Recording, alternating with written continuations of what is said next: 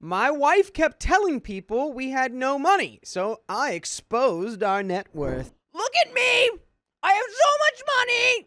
Look at me! I, 31 male, have been with my wife, 30 female, for 10 years now, and she has always had this habit of making me look bad with our finances. Whenever anything regarding spending money comes up, she will always say how broke we are, and she doesn't have the money to do this or buy that. The thing is, we are doing well financially. We have decent jobs, and combined our salary is roughly $125,000 a year. By the way, this comes from user Barclays Lecgisquality, and if you want to submit your own stories, go to the r/OK Storytime subreddit. I'm Dakota. I'm Savannah. I'm Keon. And we're here to give good advice goofily. We don't have all the answers. We only know what we know. So keep that in mind as you tell us what you think down in the comments, as OP says. As of today, our net worth is more than $1 million. What? But it's less than 2. I had saved and invested a lot before getting married, so I gave us a good head start. I control the finances and take the lead, but we both agreed to living a very modest life. We both have our cars from college, for example, Honda and Toyota. She knows everything about our finances because at least once a month I go over it with her every time I deposit money in our investment accounts or our kids' college funds. For banking, we have an emergency fund and I budget everything else to go straight into investments. We basically stay right at $10,000 in our bank's savings account and $500 in our checking account after bills. Edit. Most of the time, there is more than $500 in our checking. But once I pay our credit card each month, I then move everything extra. We always use the credit card, so it's not like we only have $500 to spend. The credit card limit is $25,000. A few months ago, we had dinner with her friends, and they talked about buying a new car. My wife said something like, I wish I could get a new car, but I'm always broke after paying the bills. We still have our college cars. And edit, my wife does not want a new car. So she will go on to talk about if she had money, what she would want to buy, and it always makes me feel ashamed. This I'm broke story has been happening for years. When we were driving home, I asked her about this. She understood we have the money, but it's how she feels because her bank account is always low. I said I can increase our budget or keep more money in our bank if she wants. Since we are doing well, I'm okay with spending more. She said no, and again, was happy with our finances. I explained that when she says we are broke, it makes me look bad, and I feel ashamed. It's as though I can't provide for the family, or I'm bad with money, but she doesn't see it that way. The same conversation has come up numerous times about us being broke. Recently, I reminded her numerous times that it makes me feel and look bad in front of friends and family. I told her if she keeps saying stuff like that, I will reveal that we are doing well with money. Oh, what a threat. I'm going to tell everyone we have $1 million. What a villain this guy is. I gave her a few reminders I'd eventually do this, but she kept going with the whole I'm broke story. At a dinner with her sister and parents, the same I'm broke story came up. God, I don't know what he's going to do, but I hope you would have prepared by like printing out like a dozen bank statements ahead of time.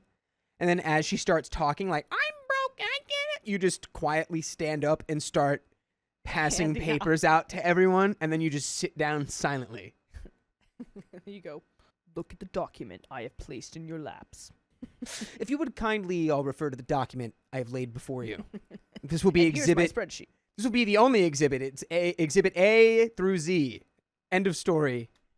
Count the numbers. So, I piped up and said, it's weird to hear a millionaire say they're broke. My wife said, haha, I'm not though. And I quickly say, we are millionaires. We are millionaires, and you know that. We go over our finances every month. Well, the I'm broke story stopped after that, and the night went on as usual. A little later, the same thing happens with her friends, and I use the same line. Now my wife is mad at me for using that line and revealing roughly how much money we have. She said it seems like I'm gloating. I say it's better than making me look like I'm running us into the ground. So am I the a-hole for revealing our net worth when my wife says we're broke? No, I'm upset you didn't do something cooler. Like, I bought a I don't like the spaceship. manner you did it. Yeah. I'm upset you didn't like pull up in a new Corvette. It was like, oh, she was talking about wanting a new car. I wanted a new car too, so I got one. Boom. It's got 489 horsepower. I think Kim Roberts has it. I think, like you said, I think it's about control. But now she's upset that you revealed the truth, even though she was the one who was lying. Excellent idea. Here we go. What? You tell your wife that you donated 90% of your savings because you were like, we saved up all this money, and the more you talk, the more I realized that we could actually be living more modestly. And so, I don't know, I donated like $900K. Wow. Since you want us to be broke, I just decided maybe we should start a little bit. And that's still not even broke. That leaves them with over 6 figures in their savings account. Yeah. But once she starts freaking out that the money is gone, it's just like, oh, stop telling your friends I'm broke and that you're broke, that we are broke. Quit. Quit it. Stop it. Anyway, there's an edit. This is the final update for now, as we have a long weekend planned. Some key points I saw a lot of and want to give some answers for. I'm pretty open to us spending money, and I don't restrict her spending. She has the credit card to spend money monthly. Most of the month, we have far more than $500 in our checking, but I move anything above to our investments once I pay the credit card bill every month. I know I won't have any big expenses then. If I do, we have the credit card limit and the $10,000 emergency cash. I wish I had 10K emergency. My dad always his is he has emergency 20 in his car. Yeah, and what? So to be clear, she has a $25,000 limit credit card she can spend as much as she wants on every month. Yeah. Within reason. I'm sure if she was spending 25 grand every month, it'd be like, okay, maybe let's take a look at that because that's a fifth of our yearly combined income. So, but yeah, because I was wondering, I was like, is the husband like too controlling? And it's like, no, not at all. No. That's why they have almost $2 million in the bank account. Yeah, from all this smart financial business. Anyway, we live in a really cheap area and have a really low cost of living. We never felt the need to upgrade until we wanted to start having kids. I didn't have to change our lifestyle much to save a lot. My job is in demand and pays well because nobody wants to live out in my area. So after expenses, I take home a lot more than I would living in a major city. Probably 3 to 4 times more net savings annually if I had to guess. She doesn't want a new car and has told me that multiple times. She doesn't like driving and feels comfortable with her current car. And by the way, you would be comfortable listening to full episodes with stories just like this on your favorite podcast platform. Just go to iHeartRadio, Spotify, Apple Podcasts, or wherever you listen and search OK Storytime. And there is a little bit left of this story. I mean, I don't know if it's break up a clock right now, but it's definitely like if you continue to do this, then you're going to actually get to be broke because, I don't know. I don't think it's break up a clock, but I think that she's just like annoying. And it's like, okay, do you want like, instead of giving you the 500, for the checking, like, do you want like 1,000 or something? Like, is that going to make it seem better? Like, no, she gets spend more or what? what? They have $500 in the savings account at the end of the month because any of the money above 500, he just moves into investments and savings. So it's like they have more than $500. She's just being like, I don't want to say girl math, but she's like looking at the $500 in this checking account and being like, well, it feels like I only have $500. Well, yeah, that's how I And it's feel. like, well, no, you have $1 million plus in savings and investments. So, yeah, I don't know what to tell you. Very weird because he's brought it up to her multiple times of like, hey, why are you doing that? Like, stop that. It's embarrassing. Like, Yeah. We don't have to do that. Because one, it's a lie. And she's like, whatever. Yeah, it's like putting him down in front of friends and family. Yeah. So it's that's like, why not are you cool. doing that? I don't. Yeah, I think like And- talking like that. And Yeah, you've I been don't able know. to not care for so long because it's like, I don't know, it's just weird because we're not broke. But like, at some point, it's like, well, you just got to stop saying this. It was It's like weird. it finally hit the, I've been jabbed or like poked 1 million times. That 1,000,001th time. You poke the that's it. bear. Yeah, that's Don't it. Like, why- poke. Poke the why are we- bear. Don't poke the bear. I don't know. I would really sit down with her and be like, why do you really keep bringing this up? Like, this isn't making any sense. Yeah, I would also just have a talk with her and be like, listen, I don't know what you want from me, but like, I can give you more money if you think you need more. And she'll be like, no, I don't want a new car. I'll be like, we're not talking about a freaking car. She doesn't know what she wants to do when she retires. I know I'll be golfing, playing games, and eating edibles most days. I don't do any of this much now because we have kids and they will be my focus for a long time. I maybe golf once or twice a month, and that's the only time I take edibles. I'll speak more with my wife about this. After reading posts, I think she may not feel like it's her money since she never saved much before we got engaged. And that's the end of that story. My sister has been stealing from our parents by forging the checks.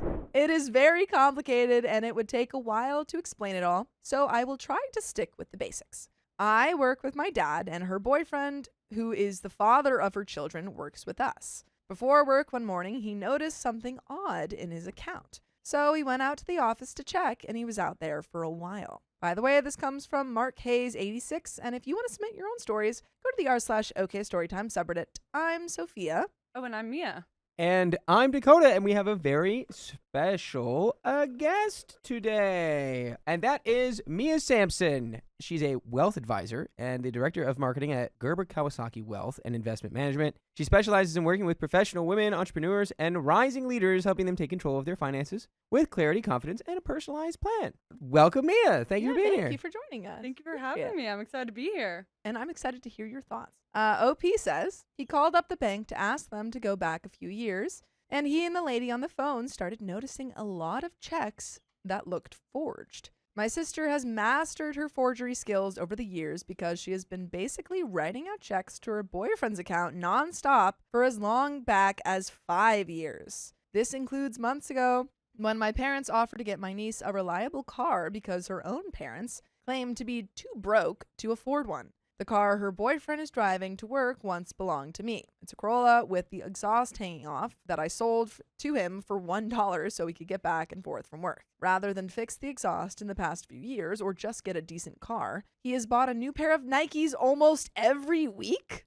What is he doing with the Nikes? Showing him off? Yeah, he's like every day he's just stomping to his around. car? Yeah, he's doing I used to do ballet, and when you have point shoes, you have to break them in, which is basically you literally you snap I didn't do them. ballet, but I've heard about that. Yeah, Gone yeah. down some TikTok holes. Yeah, and one he's way or doing another. that. Even at work, he keeps checking his Nike account to see when the latest I mean, deals do they are. work for a Nike store? Is he trying to Yeah. show off the merchandise at least? I have no idea. It seems like he just really likes Nike. Okay, I feel like they should give him a deal probably. if you're buying a Nike every week.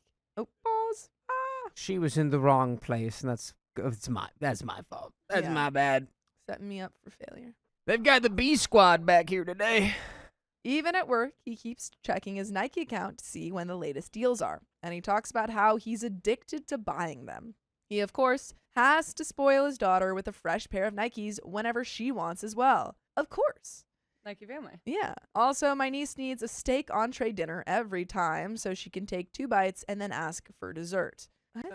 I don't know what to say. There. Okay. Thousands of dollars alone have been spent on Peapod deliveries from Stop and Shop because who would want to drive 5 minutes away and walk around a store? Not only that, they shoplift in front of their children so much that my niece says, Mom has her own spot in the store. They're very good at it. It seems like this mom is a very skilled criminal. Yeah. She knows how to forge checks and steal.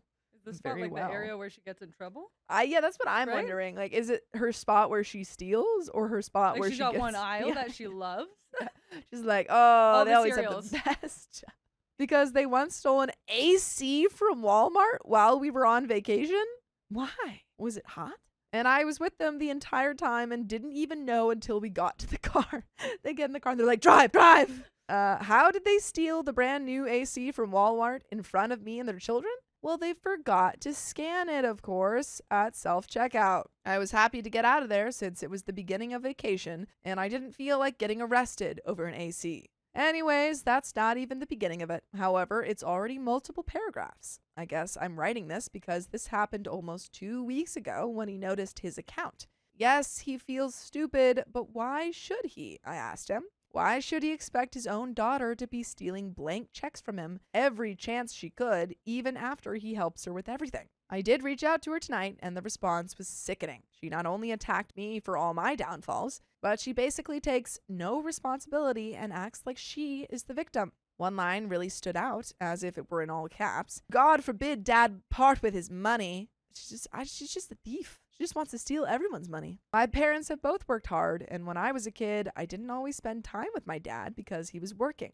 He was only working for us. I realized this as I grew up, and I'm proud of both of them. And sometimes I want to do my own thing, but I'm still here because there's something about it that makes me happy. Maybe it's spending time with them, so it really hurts to see him feel so betrayed by his own daughter, my sister, who I've never truly been angry at. So how much did he notice missing? From the jobs he has done over the last few years through both contractors, he should have roughly $250,000 in his checking account, but only $65,000 remains. Oh, God. How do you not notice that amount missing? They say they need a bookkeeper. Yeah.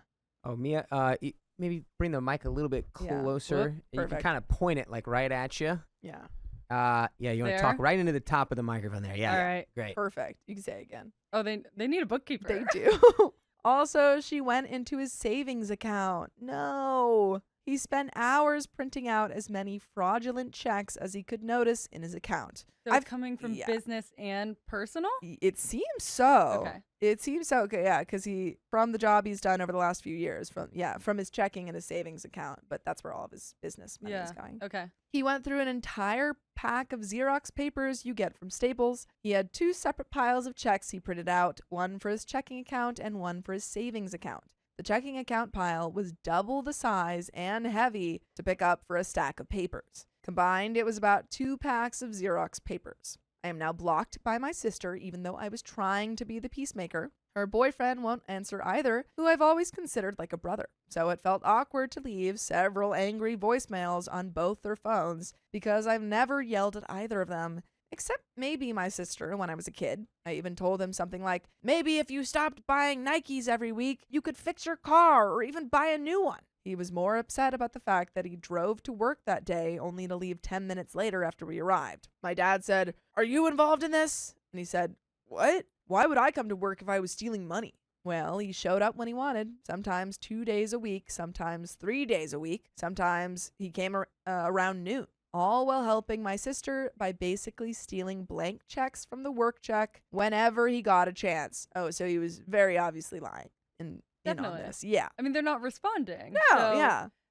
Why would you not respond if you're not guilty, too? Exactly. Plead your case. Yeah. So he could write out his own checks, or she could write them, since almost all were written by her to her account. She tried sending a text to them with an image of her bank account, showing nothing in it. What she didn't do is send an image of his account. She was basically trying to say, look, nothing in my account, to prove her innocence, but it instead made it more obvious because she wrote them all to his account. There are so many more details, but I just keep writing, and we're going to pause there because that was a lot of information. That is a long story and Yes. a lot to take in. And we still have more.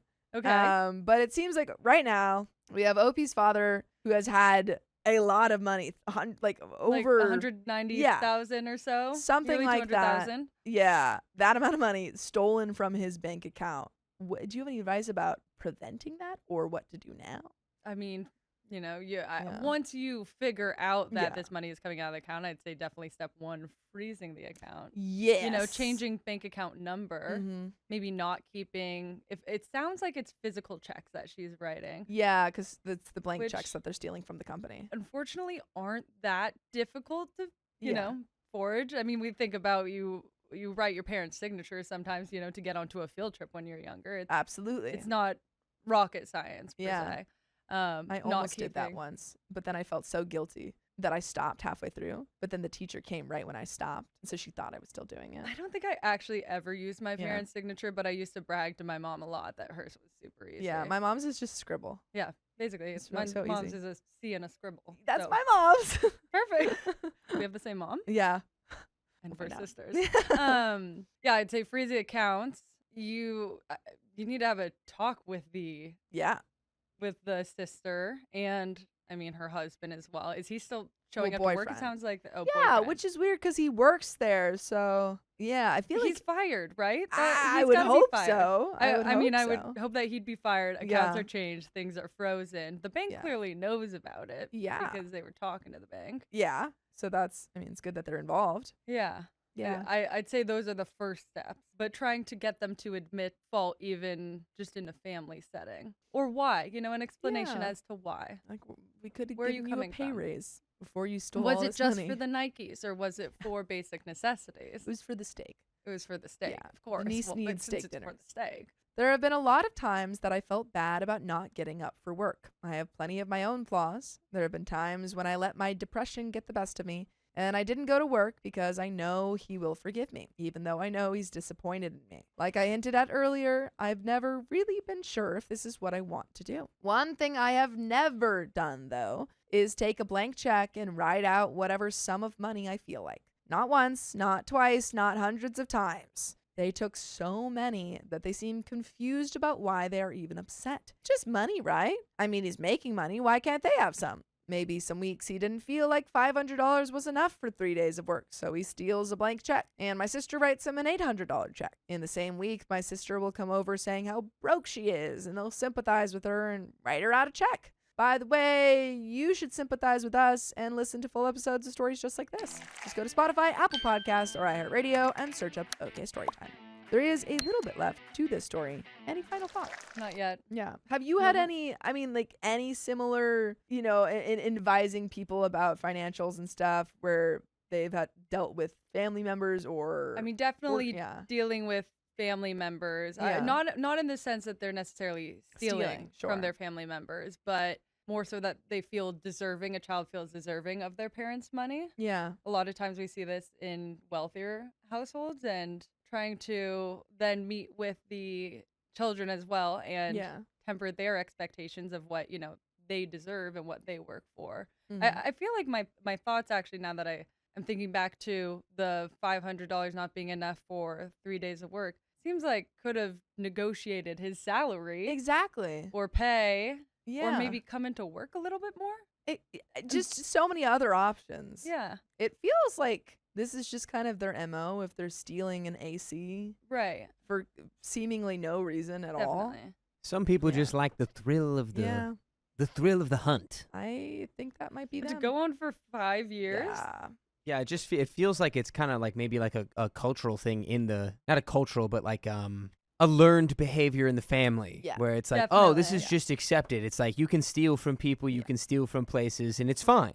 And it also seems a little bit more casual in this workplace because OP already said, I don't have to come in all the time and he gets it. And, Right. I don't work that hard all the time. I'm curious what kind of business it is, too. Yeah. I wonder. I don't know that It's an that air would shed light conditioning into anything? business. Yeah. Air conditioning. Okay.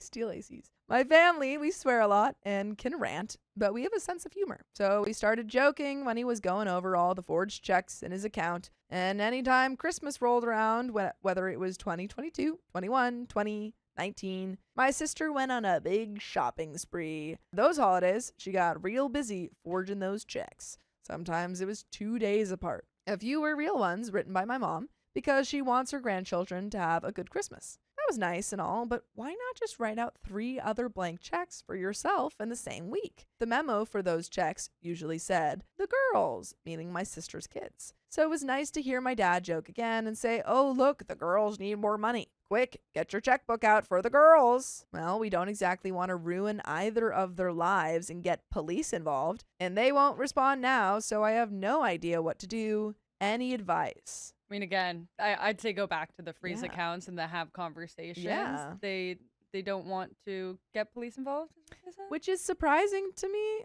but also I guess not that surprising if you were just kind of chill with being the getaway car when they stole an AC. So it seems like you kind of expect I this mean, behavior. people also give a lot more leeway to their yeah, family, to family, too. of course. Yeah, Yeah. I mean, I think I would act differently in this situation where I agree. I would file a police report. yeah. I mean, at minimum, first of all, it has all the money been spent, or is it sitting in a different account? That's another Yeah, question. is this something you can get back? Right. Yeah.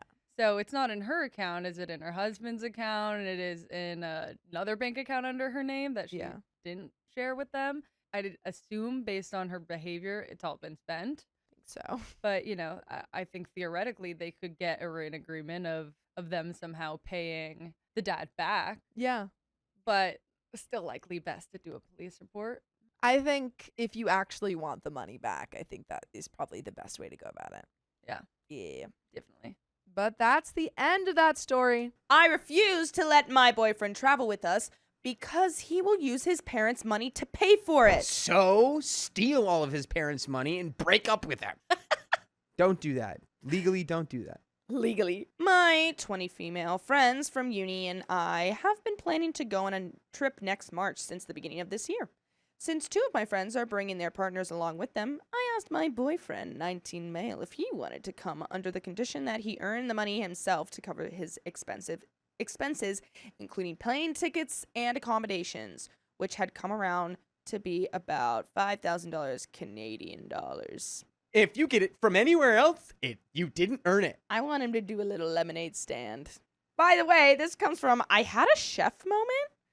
And if you want to submit your own stories, go to the r/OKStorytime subreddit. I'm Savannah. I'm Dakota. I'm Keon. And we are here to give some good advice goofily. But we don't have all the answers. We don't let you know what we would do in this situation, but let us know what you would do down in the comments. As OP says, I made this request months ago because I knew he was going to ask his parents for the money to cover the expenses, which they had always given him, like when his brother asked for $3,000 for a gaming setup and when he asked for $2,000 so he could have a TV in his room. His family isn't super wealthy, but they are well-to-do. And his mom has tried to ask him to get a part-time job during school breaks, to which he has always said he'll try but ended up never getting one. I grew up in a household where we often had to get by, and I have worked multiple part-time jobs since I was 16, and I've been trying to urge him to get a job along with his mother. A couple of days ago, he told me he wants to go on the trip with me, which shocked me. So I questioned how he was going to raise $5,000 since we still have classes and semester break doesn't start until late February. He told me he had asked his parents and they agreed to help pay for his expenses. I told him no. I would not be allowing him to go on the trip with me, and I refused to share our itinerary document with him since I had made it clear I didn't want his parents to pay for his expenses and had established that he would have to earn his keep. He told me that this was something I should have zero say over since I was never in charge of how his parents spent their money. I do kind of agree. In Yeah. terms of a place of like authority and being in charge, yeah, you have no leg to stand on. However, you can be like, I don't want to date a little baby boy who gets all of his money from his parents. Yeah. You can say that. It's very weird that OP's like, oh, I get it. OP's like, I've grinded. I've worked for every cent I got. And he's just like, yeah, my parents, whatever you just made, my parents just sent me. She Yeah. wants him to prove that he can like do things. He can earn it. Yeah, Yeah, that it's he like can earn you- it. He yeah. can make a living, but also you're in college, so it's kind of hard to have a job and do all that. Yeah, where are you going for $5,000, dog? Where are you going? He's 19 years old. Look, I'm 30. I just opened my own savings account, okay? I don't even know how Not- to open a savings. Not everyone does that very well. She just doesn't want to date her boyfriend, and instead of just breaking up, is trying to be another version of his mom. We had a fight over this, and he called me a controlling, manipulative freak before ranting to my friends' partners who are going on the trip with us, since we're all part of the same friend group. They all agreed I was a little out of line and that I should have no say over how he raised the funds needed. I don't want to rant to my other friends about this since I don't want them to think badly of me or my boyfriend, but it really made me confused as I have no clue if I'm the one at fault here. Am I the a-hole? Here's an update. Whatever way, like, he can get the money, I don't think really matters as long as it's, like, legal. As long as he's not, like, stealing from a bank or, like, stealing from others. I mean, I wouldn't classify him asking for money as stealing. You know, like him asking his parents, I don't think it's stealing their money, because if they say yes, then that's just like, you know, they say yes. But I don't know. I just feel like it's not really that big of an issue, and I guess she just wants him to have like more ambition or, I don't know, be more driven or something to make his own money and whatnot. Yeah, I would say going on a $5,000 trip, annoying. That's That'll crazy. piss We don't me need to spend off. $5,000 on a trip. That's insane. Also, you just want a guy who got it out the mud, man. You do. That's Yeah. fair. You can want the guy who got it out the mud and not want the guy who didn't get it out the mud. Now you've made it weird. You've made Yeah. it weird for everyone. But we're doing an update almost 2 months later. It's been a while since I made the original post, and back then I was hoping to seek some validation for my actions. Needless to say, despite everyone saying everyone sucked in that post, I took the "you the a-hole" comments seriously and decided to ultimately let him come with me with his parents' money and apologize for coming off as controlling and manipulative. There were also a lot of comments saying I should break up simply because we're not compatible. Yep. And while I wasn't planning to do that, I did plant a seed of doubt about this relationship's future in my head. After almost a week since our argument, we ghosted each other for a while until I decided to reach out and settle things in person. Y'all aren't even dating. Y'all aren't in a relationship. What do you mean you ghost each other for a while? Ghosted You don't each other do for- that if you're in a This relationship. is, again, they're 19 and 20. This makes so much sense. We ghost each other for a while. You know what that's called? If I ghost my girlfriend for a week and a half, A breakup. we broke up. Yeah. Yeah. That's crazy. My original intention was to just meet up, apologize, and tell him that he could come up with me on the trip as my +1, especially because Christmas was coming soon and I wanted to resolve it before joining his family for their Christmas party. However, when we met up to talk, one thing led to another and we ended up discussing how our life goals were not aligned and how we were not compatible. I suggested that we break up, but he was insistent that he could change and be less lazy and actually seriously find a job over the term break. I thanked him for his effort in order to salvage the relationship, but decided to just call it quits. Wow. Good. Wow. It definitely seems like you were So you she were was like, done. yeah. So you Sounds were very done good. before the trip, and now you're done now. After winter break, he kind of distanced himself from our clique, which was fair enough, though I was still open to just being friends with him. My other friends heard about what happened and kind of just accepted it. By the way, you can accept that. You can listen to full episodes with stories just like this. Go to Spotify, Apple Podcasts, iHeartRadio, or your favorite podcast app, and just search up OK Storytime. All right. Final thoughts about this witch. Jeez. I think you just want to find someone who aligns with your same. You want to be able to control someone, and some people are like that. I don't think OP's controlling per se. I think again, she's young, she's learning. I think she just wants someone who like has gone through the same, like, I guess, in a set of struggles, or like, I worked hard for this. I want them to experience the same thing and they understand where I'm coming from, rather than like they're spoiled. And you'll find someone like that. But I just think that's what you want. She wants someone like with the same ambitions. Anyway, recently started seeing someone, and we haven't made anything official yet, but we just got really close. Last week I told him about my Japan trip and extended him an invitation. I know it's kind of impossible to raise $5,000 in a little less than 2 months, so I didn't really say anything when he told me he'd ask his parents for a loan. To be honest, I've come to realize how controlling it was to just deny someone help from their parents. When I told the friends who were going to Japan with me, they sort of told our other friends who knew I was kind of seeing someone, and it got back to my ex because he texted me yesterday for a catch-up. I felt like he was low-key shading me for allowing someone to go on a trip with me using his parents' money. Nonetheless, thanks to everyone for pointing out my toxic behavior and what my last relationship was like. Hopefully, the next one could be better, and the verdict is hypocrite. Yeah. What? OP, you're like, I like this new guy, and his parents are gonna pay for it, and that's totally cool. I think you just wanted a reason to break up with your ex. Yeah. Yeah.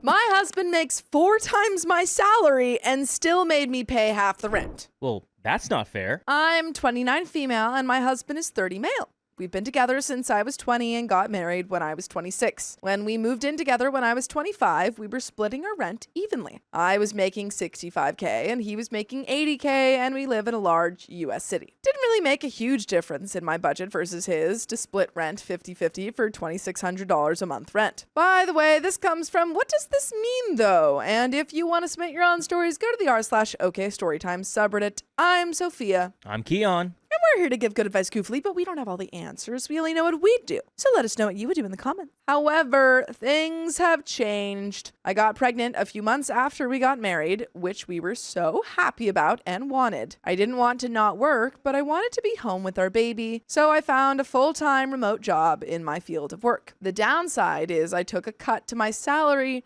from $65K to $50K, and we continued to split rent in our apartment. My husband, between being 26 and 30, has received a number of raises and has switched his job. He is now a senior business analyst, making roughly $195K a year. Whoa, congrats to him. He pretty much more than doubled. Yeah, I'm sorry. He's making $195K a year and you're making $50K a year and y'all are paying all the same stuff? That's wild to me. Since we were having a child, we were going to need a bigger apartment. We found a 3-bedroom for $4,000 per month, and he still wanted to split rent evenly despite my protests and despite me wanting to try and find a smaller apartment for less. In the end, I sort of let myself get walked over, because he really is such a smooth talker and I do love him. Anyway, flash forward 2.5 years, our rent has increased to $4,400. My take-home pay monthly after taxes is roughly $3,600. I am paying $2.2K monthly in rent. I am also taking care of our baby and our home, doing chores and cooking daily. That is crazy. He's saving up for a house, right? Yeah. What is he Right? saving for?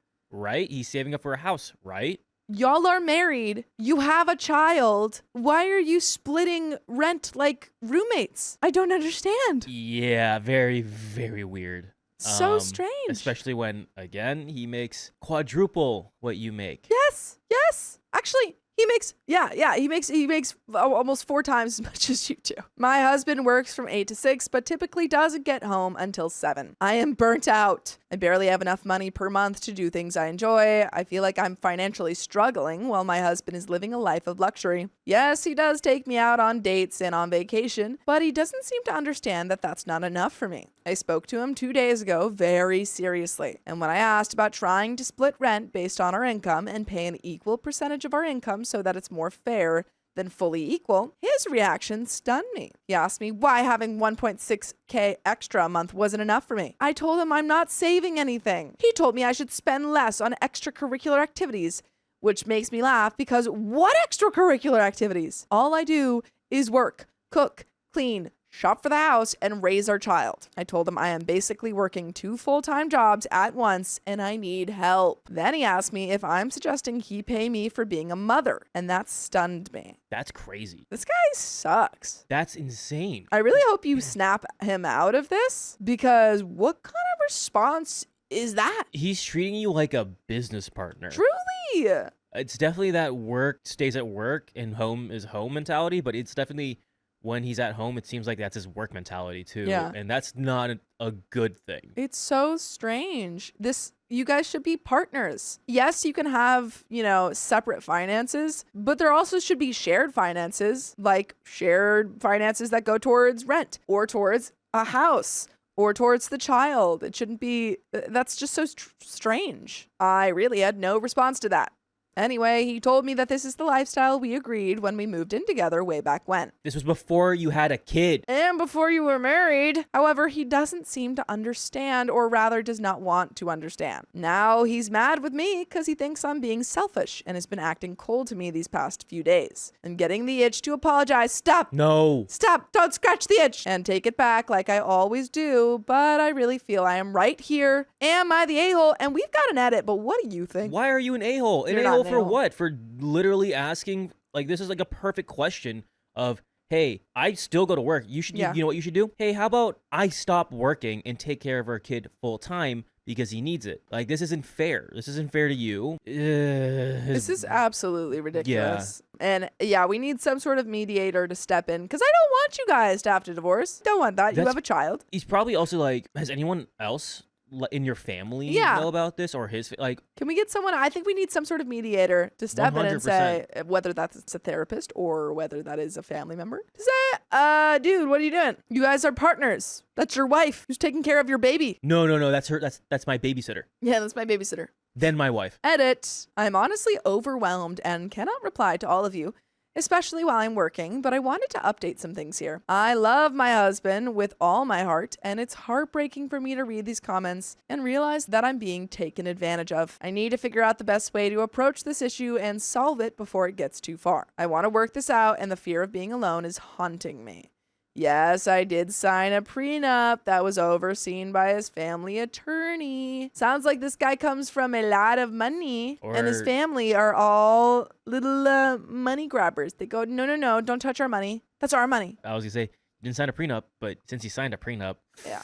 this makes it a little bit of a stickier situation. Yeah, I think you go to him and you say, hey, husband, when you were making 65K and I was making 50, 50K, or no, yeah. I think it was 65 and 85. It was 65, 85. When you were Something like making that. Yeah. 85 and I was making 65, did we live in a $5,000 apartment? Did we have a child? No, we did not. We lived in I believe it was like, I don't know, It was a $2,000 $2,000 apartment. something like that. Yeah. And we were paying like a little over $1,000 each. I have gone down in my salary. If you had the salary that I had, just not even like taking out our relationship, if you had the salary I had, would you spend money on a $5,000 apartment? No. But guess what? I don't think he knows the word empathy Uh, and understands it, because he's like, well, that's because I worked really hard. I got my promotions, and you took a step back to you took a sacrifice because we had a child. yeah. That's your fault. My husband comes from extreme wealth. Shocker. Shocking. And I was young and stupid and went with it. Head over heels like my mother always said I was. As for his family, we get along great and they love me. It's very confusing because they are such incredibly generous people and they are family, but they don't know about our financial situation because my husband and I believe that our marriage is private. And I would feel like I was betraying him by telling them. Edit 2 for those talking about the dates and vacation bits that he pays for. I have asked him numerous times to help lighten my financial load instead of going on these trips and dates, and he has refused. He said he can do what he wants with his money. And if he wants to take us on vacation, that is what he will pay for. It's all control. That's all it is. Yeah, this is an incredibly controlling and toxic relationship. When you have a child and when you are married, vacations aren't just, oh, I can do whatever I want. It's my money. I don't care what you want to do. It is a conversation that you have. If I could afford vacation, I would pay. In fact, when we were in a more even financial situation, unmarried, not kids, I paid for almost all of our vacations and dates because I love to treat people. And I can't do that anymore. Edit 3, I also do not have bad spending habits. I worked my way out of my student loan debt in 2 years after graduating. I saved $60,000 by the time we got married, and I have that all in my retirement, which I am thankful for because I can no longer contribute to it. This has nothing to do with how I spend. I'm actually pretty frugal when it comes to shopping, especially since I prefer to keep things cheap for my budget. And there is an update, yeah. If he just doesn't understand and refuses to, I would be very worried about whether or not this marriage can continue. A lot has happened since. For those who don't know, this post was originally written at the end of February of 2020. Things were not good with me and my husband at the time of this post. I want to preface this by saying we're still together to this day, and we've welcomed a new child to the world, this time in a much healthier environment. The vid changed a lot for me, along with the intense virality of the last post. Neither my husband or I got laid off or furloughed, and we were and are so thankful. But my husband moved to work from home. That perspective shift changed a lot for him when he saw what I had to deal with day to day. Things I could never properly communicate about how difficult it is to work while raising a child, and what I brought to the table that he could never see. Despite his newfound appreciation for me, I still found myself resenting him. It was in June that I finally proposed that we go to couples counseling after doing my own virtual therapy sessions since March, from which I learned about why I let people step over me based on my childhood and past and how to overcome that. To my surprise, my husband agreed, and we've been in weekly counseling since, even to this day, and help him get to the root of his fears and address why he has trouble trusting me financially, which had less to do with me and more to do with what he was brought up believing and had been instilled with. After coming to the point of telling him I wouldn't want to continue building a family or a life with him, where he watched me struggle from luxury with the help of our amazing counselor who guided us, my husband was willing to adjust our lifestyle to become more equal. And by the way, I hope that you guys can adjust your lifestyle to include full episodes with stories just like this. Just go to Spotify, Apple Podcasts, or iHeartRadio and search up OK Storytime. I'm not saying everything was or is magically perfect. I know people want an update where I left my evil husband and took my baby to start a new life, but I did marry this man for a reason. I saw the good and past this struggle we've had to overcome. He's become the man I knew I'd married. We now have a joint bank account as well as our own on the side. We each put 2/3 of our income into the shared account and get to keep 1/3 for ourselves. I am in a new job now and making much more money than in the original post. Not that this affects the relationship, but so people know my 1/3 is enough for me to enjoy. It's still a road to recovery, but we have more trust between us and are no longer living a 50-50 lifestyle. Yes, excellent. It would be crazy if everything in the world were completely equal. My friend's birthday dinner cost us triple what we expected. We refused to pay for it. Oh, but it's a birthday. Come on. My wife and I were invited to a major city to celebrate a friend's 40th. There were 2 days in the schedule, but we could only attend one because of my work schedule. We went to a fancy dinner and expected it to be over the top and expensive because it's their 40th and they have high-paying jobs and like to splurge. By the way, this comes from Johnny Salad. And if you want to submit your own stories, go to the r/OKStorytime subreddit. I'm Carly. And I'm Savannah. And we're here to give good advice goofily, but we don't have all the answers. We only know what we would do. Let us know what you would do in the comments. And OP says, we met everyone at dinner at a fancy restaurant and found out it was family-style 6-course meal. When the check came, our friend's wife put it all on her card, and we assumed the bill would be split up afterwards. We knew it would be expensive, but we were okay with it.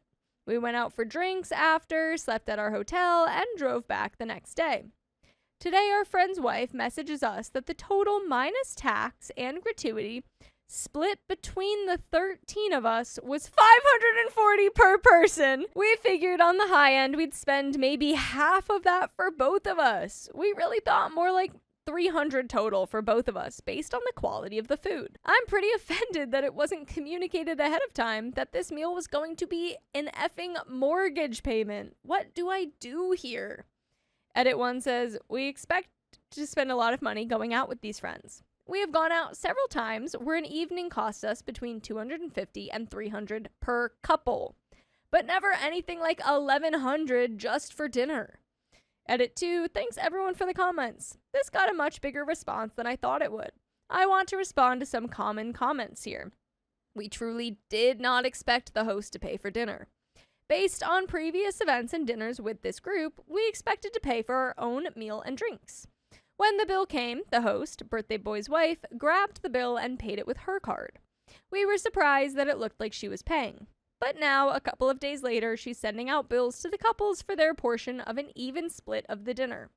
It was not discussed that there would be only one check for the group. Wait, so they just dispersed it evenly? I'm Okay. wondering if they all ordered about the same or what. Doesn't seem like it. Yeah. I think most of that is probably drinks, I would think. Maybe. I would have to think. Some of our other friends who came with us and were in on all the same communications leading up to this dinner were also completely surprised by the total amount of the meal. If it matters, they are very well off and still got sticker shock. This is validating for me because they've been with us in this group for many dinners with this couple and also did not expect this outcome. They got a bill for both nights that totaled just shy of $2,000 for food and drinks on tabs that were paid at the time by the host couple. For those saying we should have asked ahead of time, I guess this is where I get hung up. We were anticipating a range based on many meals with this group, including birthday dinners. Why would we reach out to the host and ask, this isn't going to cost us more than $1,000, is it? When every past experience was substantially lower, 60 to 70% less. We haven't asked for an itemized receipt yet, but looked up the cost of the family-style dinner per person. Based on what we ate/drank, our total would come to right around $700. To be honest, I would have been surprised by that amount, but we're being asked to pay $400 more than that, and I think as many have pointed out, we are getting charged for others' wine choices. We will either just send that amount or ask for an itemized receipt, as many have recommended. I believe our next course is, as many have recommended, to pay for what we had and distance ourselves from these people or just never accept another invitation. I think it's totally valid to be like, hey, this shocked me a little bit. Is this itemized? Like, if we only had a bottle of wine and our meals, like, is like, we're just not making that much. Like, we're not in a spot to do this right now. Yeah, I feel like that's reasonable. Friends should understand if people are, like, not as well off as them. Yes. Like, you know, I don't know. Sometimes I like to splurge, but I understand, like, some of my friends are like, I cannot splurge right now. And I'm like, no, I get it. Like, I couldn't splurge last month, but now I can, you know? So it's kind of like, depending on the situation and where they are in their life, but also splitting the bill 13 ways evenly when, like, That's a bit it's crazy. like I didn't have 4 drinks. I had 1 drink and a meal. So why am I paying for 3 more drinks that I didn't have, you know? For something so crazy, I think it's totally valid to ask. I wonder, too, how much of that is them splitting up, like, birthday boys' drinks, which might be a little bit harder to get around if it was, like, sometimes friend groups just automatically pay for, like, the birthday person. Yeah, I but do that. I'd still want to know what was happening. Yeah, I'd be like, can I see the receipt? I'd be I like- definitely would ask for the receipt. I'd be like, whoa, how is it so high? What do we eat? Yeah, I'd be like, I'd like make a joke out of it. Be like, oh my god, well here, could I give you like half of my house? Does that work? You know, like. Ooh, edit 3. My wife contacted the restaurant, and it turns out that there is a minimum per person charge that works out to $530 after tax and gratuity for reservations the size of our group. This is $200 per person more than we consumed, and the host never told us about it, even when contacting us for payment. The host would have been aware prior to inviting us, because she would have had to agree to it for the size of the group. The restaurant doesn't do reservations for that size party and has to make special arrangements. And we have an update. That's crazy. Wow, I mean, what is this restaurant? Like, it must have been, like, divine meals from, like, I don't know, beyond. Meals from beyond. Like, who's making this? Like, you know, Jesus Christ himself? Like, I Yes. don't understand. Yes, that is who. We, my wife and I, wish we had done more research, of course. We didn't because we've gone to plenty of expensive, to us, meals with this couple for anywhere from $100 to $300, with $300 being the absolute most we've ever spent, and have an expectation that our friends would communicate if something was going to be substantially different than what we're used to. Our mistake. The majority of comments mirrored our feelings that this minimum or even the average ticket price of the restaurant should have been communicated by the host ahead of time, and that this lack of communication is bizarre and pretty tacky. There were lots of comments saying we should have looked up the menu, etc., and obviously, in hindsight, we wish we had. But the reality is that even if we had looked at the menu, this was, unbeknownst to us, a special event, and our host had selected a preset menu with a table minimum that they did not communicate to us or anyone else. Other guests in our group were just as surprised by the final amount. Many other comments said not to pay them at all, which I could not seriously consider.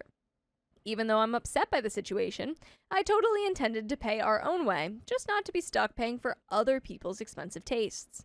Which is why we ended up texting the host that we were very surprised by the total price and asked to see a copy of the receipt. To her credit, she sent it right away. It confirmed the minimum price for the table and that others in the group had ordered very expensive wine and drinks that brought the overall bill up to and above the minimum. By the way, I'm going to bring up to you guys that you can listen to more full episodes with stories just like this. Go to Spotify, Apple Podcasts, or iHeartRadio and search up OK Storytime. We got a little bit more. Any thoughts? I mean, that's crazy. I don't think this, like, I don't know. I feel like this couldn't have been avoided either way, because if you, like, who's gonna look up, you know, like, if you look up the menu, it's not gonna say, like, oh, by the way, if you have more parties, or more than whatever in your party, it's gonna be a charge of this, whatever. Yeah, blah, blah, not like, something I'd think to look up. Exactly. So I feel like this wasn't something that you could, like, really look up unless you called the restaurant, but, like, who does that? Like, you know, especially if it's, like, Yeah. you know, they've done this before, and this has just never happened. It's like a one-time thing, and it's like, oh, what? So it's the just like host should have told you. the host should have said something, and also, like, I don't know. I don't think it really needed to be like this whole big thing, but maybe that's, you know, that's just how they are. But this was like extremely big. We added up our total, which, hilariously, comes to $666. So that's what we're sending them. Approximately $430 less than what they initially requested. Not sure where this leaves the friendship, but we won't be accepting dinner invitations anytime soon. My wife and I had a blast reading your responses and appreciate all of your perspectives. We'll be cooking dinner at home for a while. And that's the end of that story. My boyfriend expected me to pay his mortgage, but still asks me to pay rent? So you're paying double. I, 25 female, have been dating a guy, 25 male, for 8 months. And let's just stop it right there. He lives in another state. I work from home, so we get to see each other for a week at a time every month. We each make about the same yearly $80,000 each. By the way, this comes from Adventures, and if you want to submit your own stories, go to the r/OK Storytime subreddit. I'm Sophia. And I'm Savannah. And we're here to give good advice goofily, but we don't know everything. We only know what we do. Savannah knows everything. I know it all. But if you know some things, let us know in the comments what you would do. And OP says, we are discussing timelines for me moving to him, which will be a few months from now. He is also simultaneously looking at houses to buy. Now, I would rather have us rent something reasonable until we're ready to get married, then buy a house together. I currently live alone in a nice apartment. I don't have the financial need to have roommates. Nice. I'm at the point in my life where I can prioritize my comforts while being financially sound, and I would prefer to continue doing so. Work from home and dog ownership also makes the housing situation a priority. Now, with him buying a house, this is not something he's planned very far ahead. About 4 months ago, he started thinking about it, but he's getting help for a down payment and not putting more than 4% down. He's looking at a 3-bedroom house in suburban areas for around $350,000. His current roommate is planning to move into this house and rent a room. I would move in and share a bedroom with my boyfriend, splitting the remainder of the mortgage. This is the agreement we had at the beginning. Today, he brought up that he would have another man, his friend that I don't know, living in the house to lower living costs. This guy would live in the basement and would supposedly keep to himself for the most part. The cost savings for me and my boyfriend would be about $400 per month each.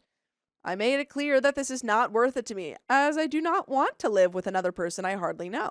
But boyfriend said I either get on board or I'd need to solely cover the potential cost savings. At this point, I'm feeling frustrated with the situation. Although it's commendable boyfriend is buying a house. No, you're all buying a house. I feel like his number one priority is finances, while my wants are an afterthought. Meanwhile, I'm moving states away from all my friends and family to make this relationship work. I obviously don't have a say in the house or neighborhood selection. And with the new plans he just laid out, I'll be living with 3 men, 2 of whom I've only met a handful of times. Amidst expressing concerns of this situation to my boyfriend, he said these are sacrifices we're making for our future, etc., etc. Is he running for a presidential campaign? Yeah, what? What do you mean? What do you mean? Because this is weird. We're not going to be moving in with 2 men we don't know when we were supposed to just be moving in with our boyfriend. No. And also, we're not going to be paying way more when we could be saving up. Exactly. Why? Like, this makes no sense. This led to the second point of conflict. We've talked about marriage in a year or so down the line. Kind of crazy to me to be planning a marriage when you've only been dating for 8 months and it's long distance. That's a little crazy. Some people, that's how they do it. Sure. Me, I could never. I could never. And it works for some people, but I don't know if it'll work for you guys.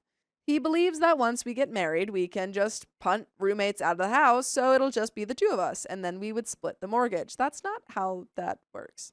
I firmly believe that at this point, we should refinance the house with my name on loans and title. In the event of divorce, he'd be entitled to the equity prior to marriage, then we'd be half and half with the equity after the marriage. He believes that I should not have any ownership of the house, but should continue to pay him rent because I'd be paying for housing elsewhere without him.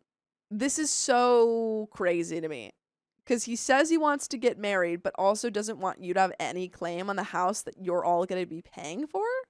No. In the event of divorce, he would get the house and all the payments I've made towards it. I'm starting to find this whole situation ridiculous. The sacrifices I'm making up front for moving and living with people I don't know already feels like a lot. This feels more like a me sacrifice than a me and him sacrifice. On top of this, his mindset about finances once we're married doesn't feel right. I'll be living in this house with no say while we're dating, while I help pay his mortgage. Then, while we're married, I'll be paying for his mortgage still, in a house that I didn't choose, while I have no ownership of it. Trying to decide if I'm overreacting or if these are red flags. Any experience from couples where one person owned a house prior to marriage? Thanks. And we've got some comments. But do you have any thoughts? I mean, this guy's being shady. Yeah. Super shady. I would not want to continue a relationship in person. Yeah, if he's like doing I completely forgot this was long distance. Yeah. So there's already problems going into it long distance. Mhm. She's sacrificing like so much? yeah, OP is sacrificing all this stuff just to make this work. Mm-hmm. And then what happens when it doesn't? Then you're screwed. Yeah, then no what? insurance for her. Yeah, you know? it's like, what are you getting out of this? Nothing. Zilch. Sounds like he's using you, says one commenter, to buy his own house. Yeah. And he doesn't really respect you. Do you want to stay in a relationship that you have no voice in? Comment 2 says, run. Then when you think you're running fast, run faster. Unbelievable. Girl, do not marry a man who doesn't want you on his home title after marriage. Setting you up for failure from day one. You are thinking all the right ways. You know these are red flags. Comment 3 says, don't move in with him. You are living a sweet life. Being able to afford your own place without roommates at 25. That is crazy. I can't imagine. Enjoy your peace and independence. You are living the simple dream that many cannot afford these days. He can buy his house, have his roommates, and still come and spend time with you at yours. Then he gets to go home and you can go back to living in peace. Please, I say this as a 42-year-old woman, don't give up the independence you have right now for this man. If you are going to give up the glorious living situation you are currently living in, alone, no roommates, it should only be for someone who is excited and super enthusiastic to put your name on the deed. Don't settle for any less. By the way, you shouldn't settle for any less than full episodes of stories just like this. Just go to Spotify, Apple Podcasts, or iHeartRadio and search up OK Storytime. But there is a wee little morsel of story left. Do you want to eat it right up?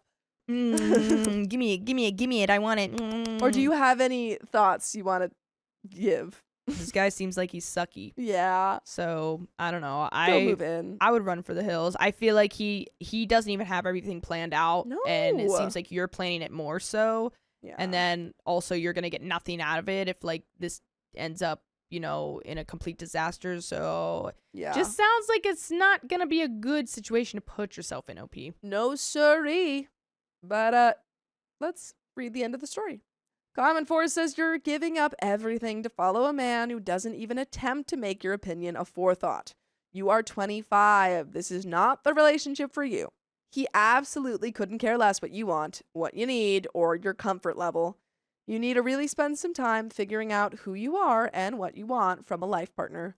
You don't know that yet because you're willing to put up with this BS. And comment 5 says, this is a money-making scheme, which, by the way, is totally fine. Just let him do it without you.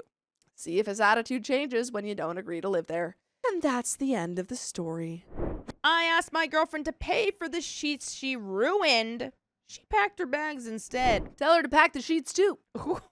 Oh, great one! Thanks. I, male, 26, have been dating my girlfriend, female, 24, for about a year now, and we recently moved in together. She didn't have a lot of furniture and such, so it's mostly mine in our apartment, including my bed, frame, mattress, sheets. I am a bit of a neat freak, and she generally is too, so we get along pretty well living together. By the way, this comes from Throwaway195067, and if you want to submit your own stories, go to the r/OK Storytime subreddit. I'm Savannah. I'm Sophia. I'm Dakota, and that's Keon. And we are here to give some good advice, goofily. We don't have all the answers. We would only tell you what we would do in this situation. Let us know what you would do in this situation down in the comments. As OP says, now I'm not one of those guys that gets grossed out over a woman having her menstrual cycle. Oh, Well, that's Now- great to start with. I'm not one of those guys that thinks that women are weird. He would hate me right now if he was. I've had spicy sleep with my girlfriend on lighter days with the Cool. towel down. All That is right. awesome information, my Thank brother. you so much. I'll go buy her feminine products. I don't get weirded out if she mentions it. I will say, though, it totally grosses me out getting on my bed, though. Well, a few days ago, when we woke up, I noticed a blood spot on the bed and got totally grossed out. I knew she had been on her period for 3 days already, so it wasn't any sort of surprise accident. I asked how it happened.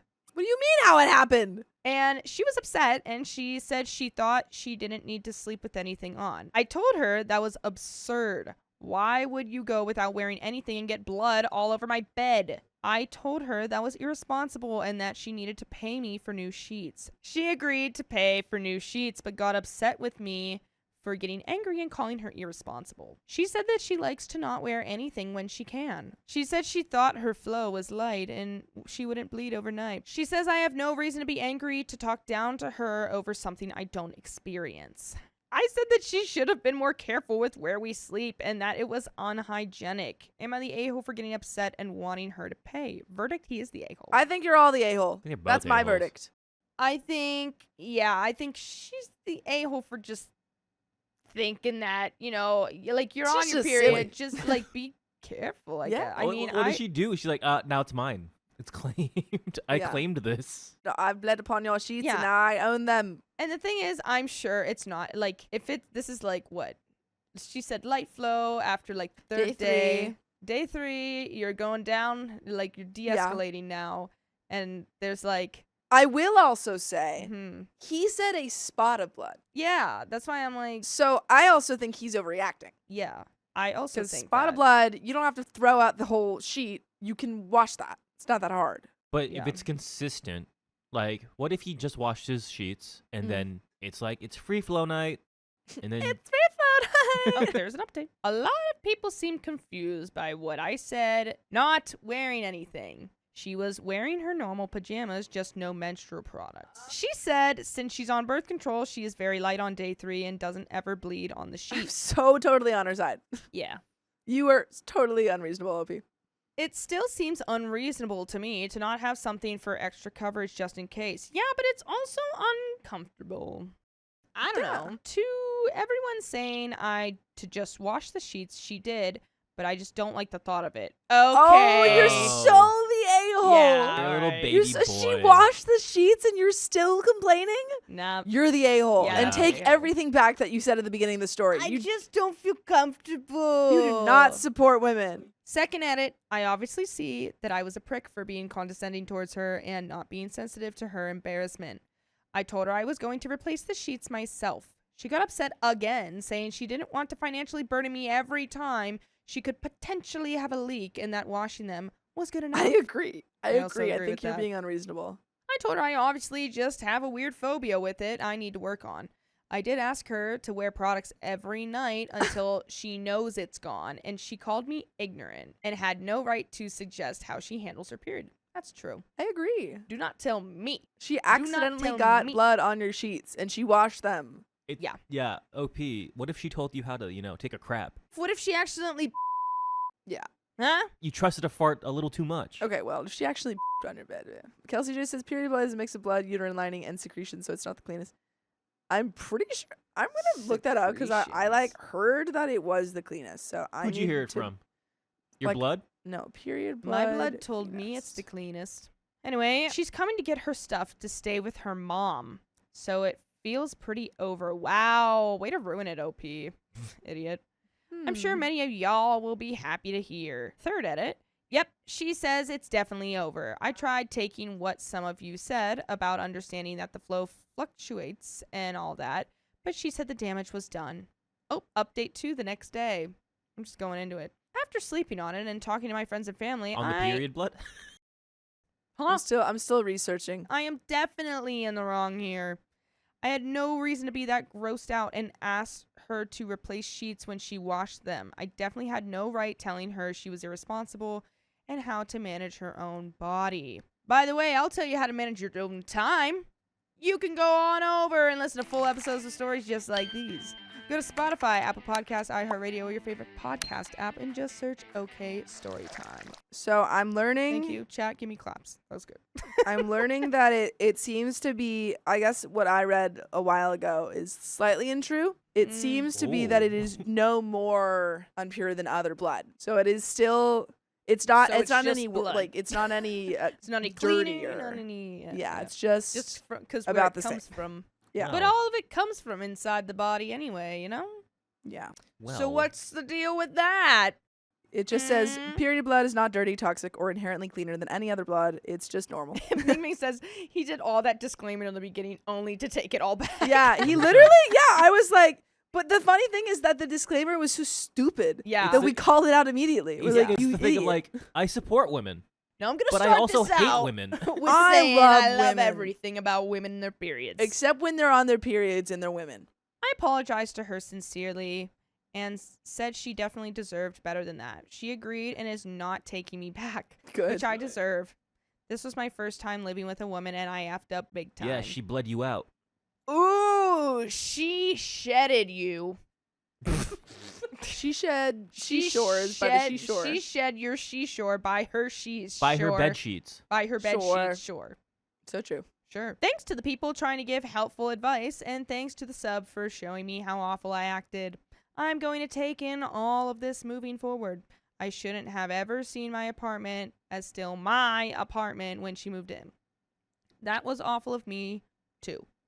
Best I can do is take this all in and learn from it and treat the next person in my life better. People have read it. Have a good weekend. That's the end of that story. There you go. I love that he So. learned even though he still lost his girlfriend, you know? Yeah. We treated our roommate like family. She left us a filthy goodbye. Oh, that's the worst kind of goodbye. Myself, 24, and my partner, 26, bought a place rather quickly due to an inheritance from a family member.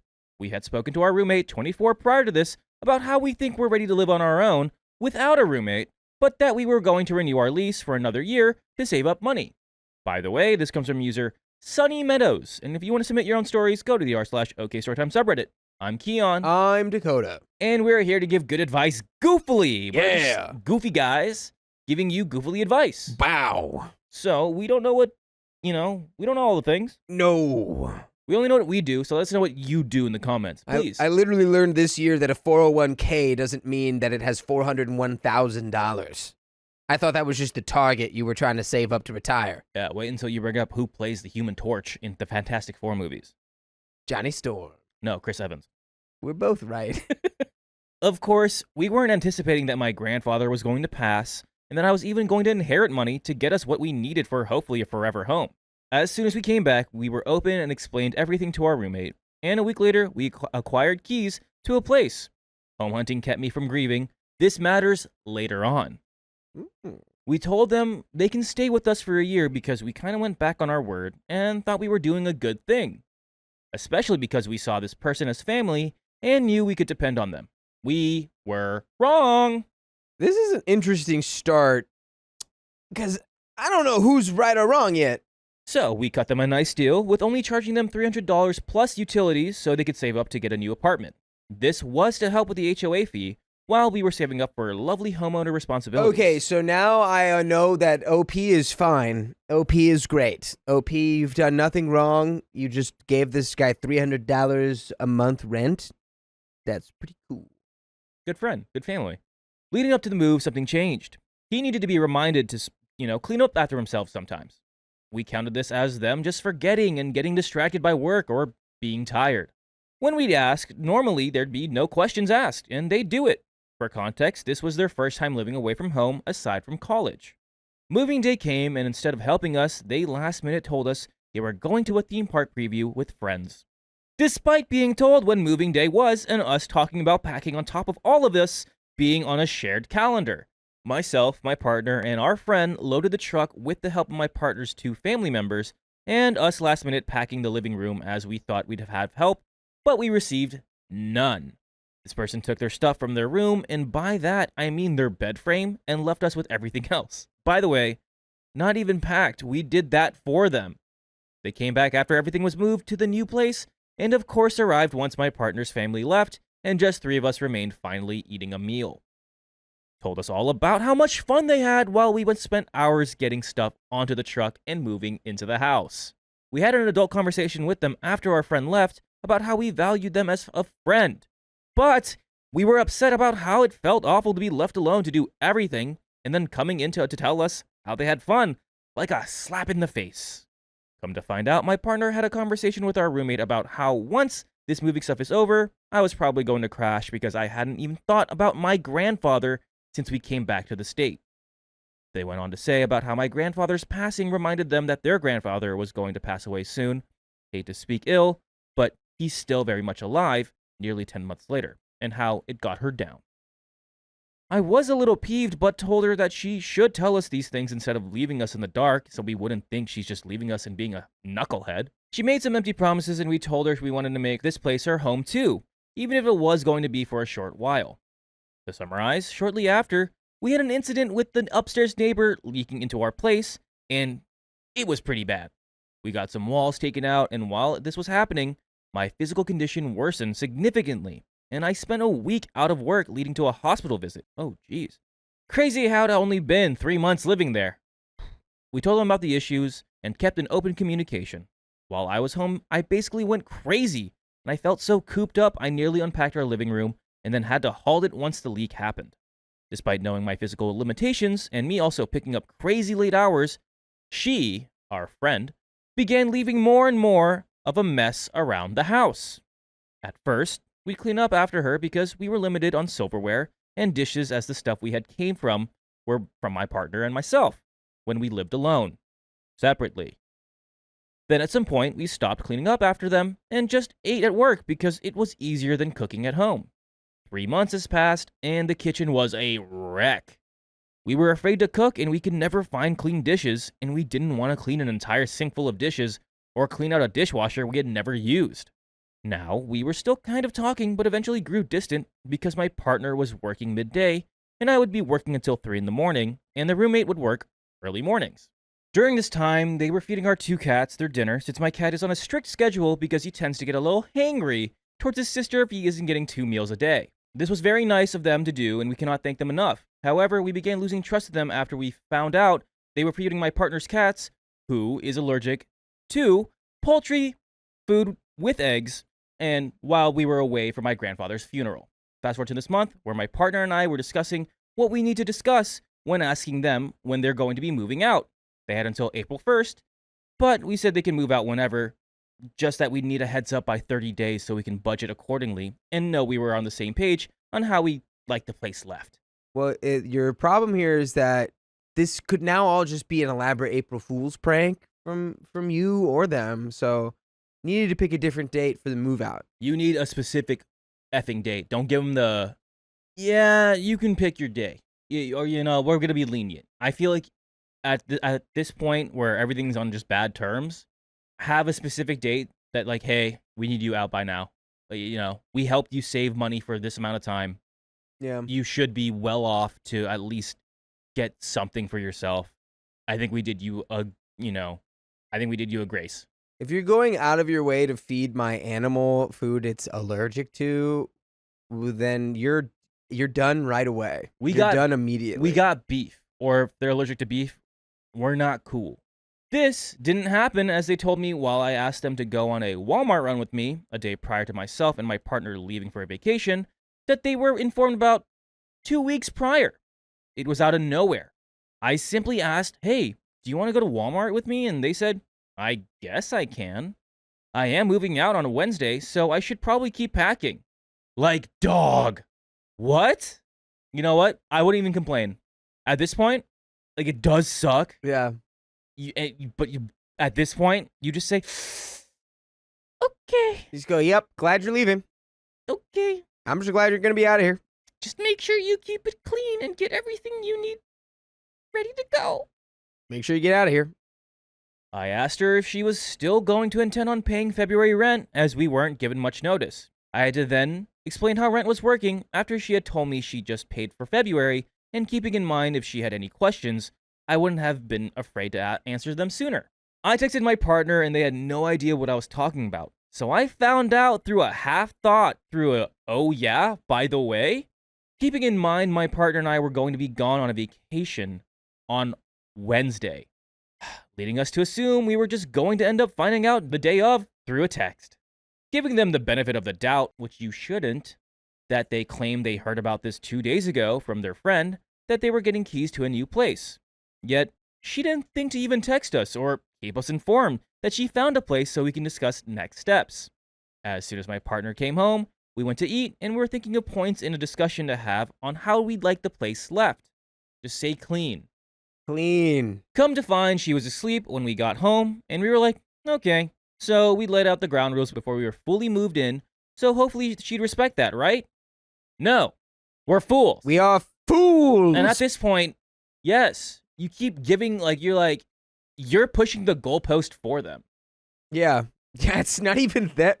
They're basically not even taking advantage of you because you're just not enforcing anything. So it's like, you know what I mean? It's like, well, I guess they are taking advantage of you, but it's like, you're letting them take advantage of you. yeah, you're just being like, well, maybe they'll be better. We're giving her the benefit of the doubt so many times. So, during this vacation, she ended up telling us she'd be moving out hopefully by Saturday, and we asked that if we're not home to please leave the keys in the laundry room. During this, we also got engaged, which also makes me feel worse because, once again, this person was our friend and someone we once thought as family. She ended up leaving Thursday, which was fine. However, I was home. I was unwell, but I was home. She left 2 out of the 3 keys, removed us from her Find My Phone, and then sent a text message that she was gone. Upon seeing the text, I went out and grabbed the keys, one being a mailbox key that was so rusted it won't even open the mailbox, dishes unwashed, and some missing. No utensils, those were ours by the way, and an unclean kitchen that we once again haven't used. Her bathroom surfaces barely wiped down, fly eggs all over the place. Oh. That's gross. Oh God. Same thing with her bedroom, and this putrid smell that even made me gag, which is insane. So, me, someone who has mobility problems and already felt awful, started manic cleaning her room and bathroom because I was so mad that she even thought it was okay to leave it like this. In the place prior, my partner and I hired a cleaner because we wanted to make sure we were going to get their security deposit back as I joined the lease later on when me and my partner got together. I spent 3 hours scrubbing a mystery stain off their floor before the cleaners came that still kind of remained even after they came. And by the way, you can come listen to full episodes with stories just like this one just by going to your favorite podcast app such as Spotify, Apple Podcast, or iHeartRadio and searching up OK Storytime. That room sounds so gross. It sounds like she was like just a couple of steps away from having just like a toilet bucket. Again, she before we finish this up, OP, you let them get away with it. You gave them 0 consequences while you also gave them pretty much free rent. Yes, $300 is money, but compared to what they were going to pay or what have you, you gave them free rent, and they took advantage of that. Yeah, that's crazy. But that's crazy. Again, you let them take advantage of that. You can say clean up your room, or else. Like, bro, you repeatedly feed my cat the food it is allergic to. You're done living at my place immediately. I'm still caught up on that. That's crazy. The because you can't accidentally feed my cat food it's allergic to. It's like, what are we doing? There's nothing it's allergic to in the food that it's supposed to be given. So why are you giving it food that's bad for it? Why are we just not like one? It just seemed like you didn't. All you did was, hey, dishes are not done. Everything's gross. Could you please clean it? And they went, uh-huh. That's it. And then they rolled over and fell asleep. And nothing was solved. But they're gone now. We haven't spoken to them since, but I'm worried I'm overreacting and just everything happening has piled on and has made me more outraged than I should be. I don't think this friendship could be resurrected at this point, considering that they're aware of my mobility issues and how much my partner works. The fact they knew I'd need to clean more upsets me enough. But am I being unfair by asking for rent? Should I give them another chance to explain themselves and maybe where I was misunderstanding? I don't know. I feel guilty even though I didn't do any of it. Because you're a cutie little sweetie pie, and you are probably some sort of a people pleaser. At this point, is $300 worth the headache for this person? If it is, get your $300. If it isn't, with all that's coming, like the headache, the stress, the confrontation, the messaging, the just back and forth, let them go. Yeah, I would just let it dissipate into nothingness. I would probably text them and be like, hey, you need to pay this month's rent. And that's that. Everything else is good. We cleaned your room, which you didn't do. But if it's really necessary, or if it's not necessary to get that rent, great. Let them be. You don't have to deal with them ever again. But we have some comments. Info. Being the a-hole for asking for rent depends on what your local laws say and what your lease says. That is the dumbest thing I've ever heard. That's not true. If you have a lease, the renter must give X days notice or be charged rent. If you don't, then the local/state laws typically state timelines and penalties.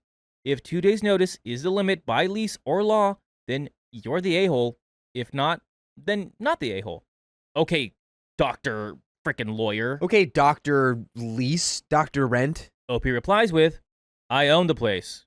We were charging them based on how much the HOA is splitting it in half. It's honestly just a trust system, but these past couple days they've shown us we shouldn't have. I doubt I'll get anything for February, but I feel awful having just asked. We requested that they give us a 30 days notice. That was the bare minimum, but we trusted that when the time came. They tell us instead of thinking it as an afterthought. And that's the end of that story. Ooh. You know what? OP, you just do that. You lost $300, and that sucks. But let them be. It's not worth your time, especially with you didn't sign anything. That's your first mistake. You must proclaim that I wash my hands of thee, friend of old. That's the end of that story. And hopefully OP never has to deal with that person ever again. Yeah. I gave my daughter money to make up for a trip. My husband didn't like it. Well, tough luck. I have 3 kids. We'll call Brock, 24 male, Misty, 21 female, and Ash, 19 female. I wonder what that's from. Misty graduated from high school in 2020. Due to the world events, her senior year was spent at home. Things like her senior trip, spring break, and prom got canceled. Her school never planned a makeup trip or prom for her year and instead went back to business for the class of 2021. By the way, this comes from Wasted Elk 2355, and if you want to submit your own stories, go to the r/OKStorytime subreddit. I'm Angie. I'm Sophia. And we're here to give good advice goofily, but we don't have all the answers. We just know what we would do in these situations, so let us know what you do in the comments. NOP says, Misty, props to her, never complained about it. She accepted things with a sense of resignation. That makes sense. Regardless, I can see that it hurt her to see her brother and sister get to do the things that she couldn't do. A few weeks ago, Misty reached out and asked if I could help her out with something. Her favorite actor is going to be performing on Broadway next spring, and she desperately wants to see that show. She's in college and has a job, but needs help paying for a ticket. She made it clear that I didn't have to pay her if I didn't want to, but given what happened 3 years ago and how she took it, I felt bad for her. What she went through wasn't fair. So I bought Misty a ticket for opening night. It was expensive, yes, but frankly, it was about the same amount that was spent for Ash's prom or Brock's Letterman jacket and banquet. My husband doesn't agree. He thinks that I'm spoiling Misty. He doesn't see how it's fair to give our adult daughter money for a trip, but not do the same for the other kids. To him, what happened in 2020 happened in 2020, and he can't do anything to fix it. This is the thing to fix it. Yeah, I mean, like, I get that mindset of just, like, moving on, but why not? Yeah, I think if you're spending an equal amount, then you're spending an equal amount. But I disagree. Brock and Ash got to go on trips, banquets, and prom for their senior year, and Misty spent hers under lockdown. She really had nothing to commemorate senior year. And if anything, the money I spent on her ticket came out to less than all of the senior year expenses for either of our children. I need an outside perspective. Am I the a-hole, or is my husband in the wrong? Edits, it's late. I'm going to talk some sense into the dingus I married. I'll update if possible. And for those who asked, the musical is Cabaret. Ooh, fun. And we do have some comments. I've personally never seen Cabaret. Me neither. But I have heard really great things about the one that's currently playing. Yeah, me too. But what are your thoughts so far? I'm on OP's side here. Yeah. I feel that if you had, if all of your other kids were able to experience these fun senior year activities, but Misty wasn't, then I think it's nice to give her a little trip or something. Yeah. I'm sure it's not bothering Misty anymore at that time, but I do think that's very nice to be like, well, you didn't get you didn't miss these things, and we spent all this money on these people. I just want to give you something special in hindsight. I think that's still nice. I don't even think I don't think you need Misty to be like upset about it for you to do that nice thing. Yeah. So I mean, if you guys can afford it, then like, why not? Yeah. But we do have some comments. So comment 1 says, "Not the a-hole. Why does your husband hate your daughter so much?" Okay. OP says, "If Misty was under 18, it would be a different story. My husband thinks that now that she's an adult, we shouldn't be helping her with funding fun activities like a vacation or a concert. Okay, well, that's like what you do on birthdays. He's on board with helping pay for college, a car, house, or wedding, which, in his words, are adult expenses." Comment 2 says, "Not the a-hole. Senior trip and this concert may be apples and oranges, but so are your kids and the circumstances of their years in high school. Instead of spending her money first, then asking you for rent, she prioritized adult responsibilities and only then reached out for help, getting some fun experiences that she wants, deserves, and probably very much needs after a stressful transition from high school to college. Yes, 2020 is over and nothing will change that, but there's nothing wrong with telling her you're proud of how she handled it and handing over money you'd budgeted for her high school senior expenses. Hope she enjoys the show." Yeah, that's a reasonable comment. She's using her money to pay for rent, and I think it's, a nice little thing for you guys to say, okay, well, like, we've noticed how responsible you've been, and you didn't get a thing before, so, like, we want to honor that. Yeah, like, I Recognize feel it. like if the other kids would see that and think like, oh, well, there's clearly a favorite here, then I Yeah. feel like Just explain. maybe, just explain that. Like, Yeah. maybe that would be an issue then. But I really think this is just I feel like the dad is just stuck in a whole like apples and oranges or a black and white like adult child mindset. Yeah, You know what I mean? OP responds, "That's basically what happened. Misty wanted to buy a ticket for a, quote, cheap seat and was short $100. I decided to take the money that we could have spent on one of her senior year activities, for example, to pay for a prom ticket or a dress or a deposit on the trip, and I upgraded her ticket to a better seat. Misty is really good with her money. This show that she wants to see is a once-in-a-lifetime experience for her. And I agree, after everything she went through, she deserves it. She worked hard and needs a break. And there is an update. But yeah, I mean, I think that's pretty simple. Yeah. You just want to give your daughter something nice.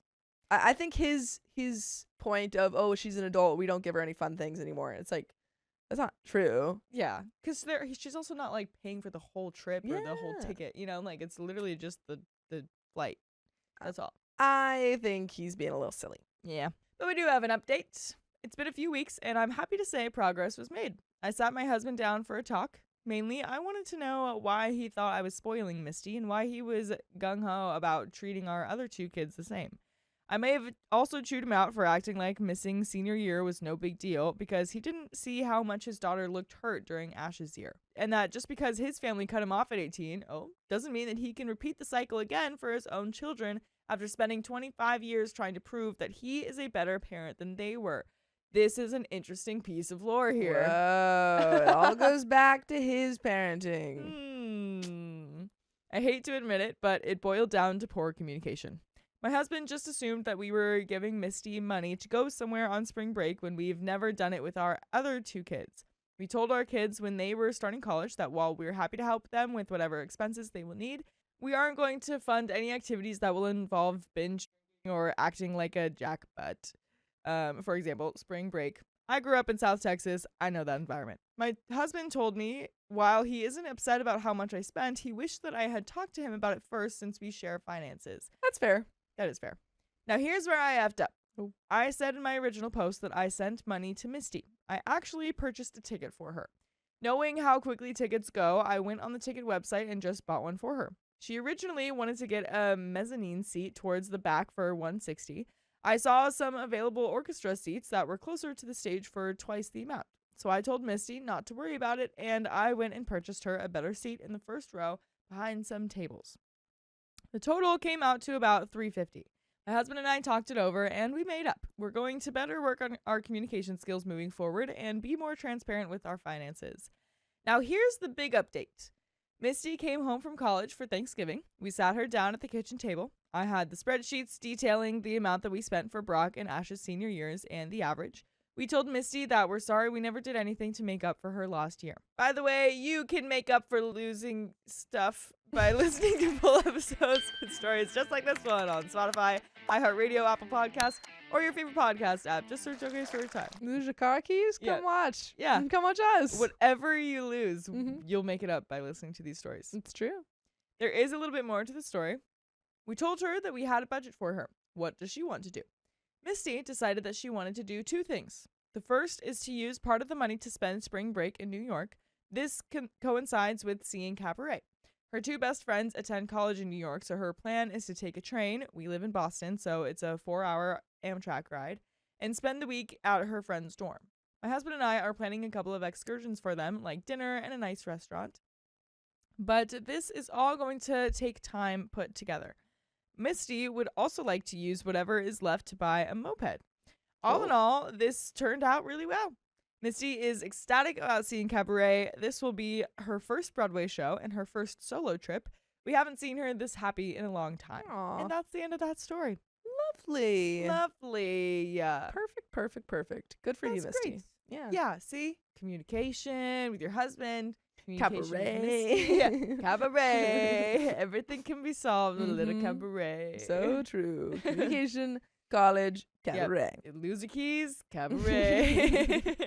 I followed my company's instructions exactly, and it cost them. Cost them what? I work for a major grocery chain. For the most part, they're locked in on following labor laws properly, but every once in a while, they don't know what they're talking about. Before this job, I had been a general manager of a high-volume brew pub, and before that, I was the general manager of a 14-screen cinema.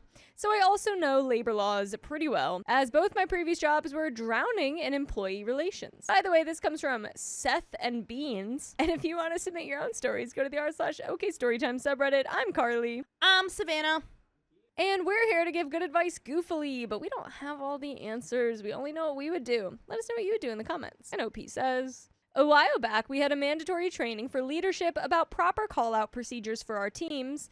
In the training, our regional HR asked all the department managers, what do you do if they text you? I said, ignore the text. HR said, no, you need to tell them to call out on our call-out line. Let them know they need to leave their name, employee ID, and their shift. I said, do I have to? HR said, yes. I said, okay, but would you email us this information after the class? And they did. About 3 months later, I had a new employee somehow get my phone number, which bothered me, but that's another story, and text me that they couldn't make it in the next day. I text back, call the call-out line, leave your name, employee ID, and shift. The next day, when I was at work, I put in a timekeeper request for an hour of labor. This also happened on a Wednesday in a week where Wednesday was my only day off. Where I live, if you work even a single minute off the clock, the company is obligated to pay you for that hour. In addition, because I was scheduled 6 days already, that counted as another day of work.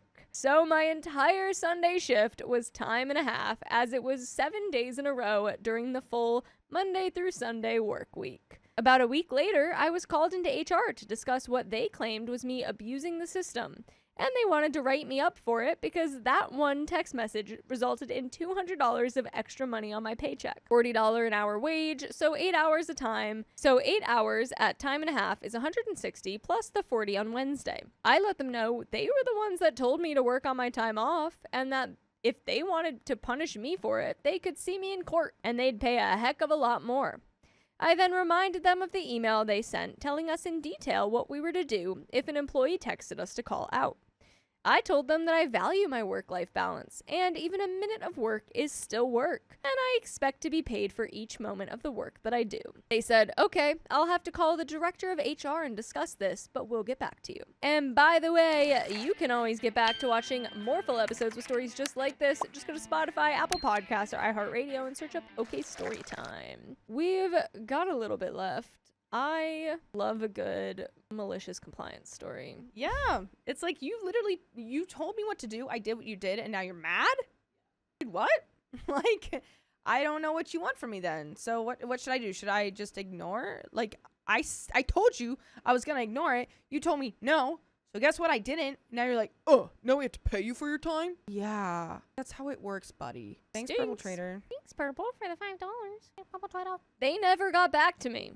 But my paycheck was straight for the period, and a week later they sent out a follow-up email telling leadership to let their teams know that they weren't to text the managers off the clock, and that if an issue arises, they could call the store, and the store could decide if it was important enough to contact us on our days off. My time is my time, and I'm getting paid for it. Thankfully, for them at least, they never tried to retaliate over it.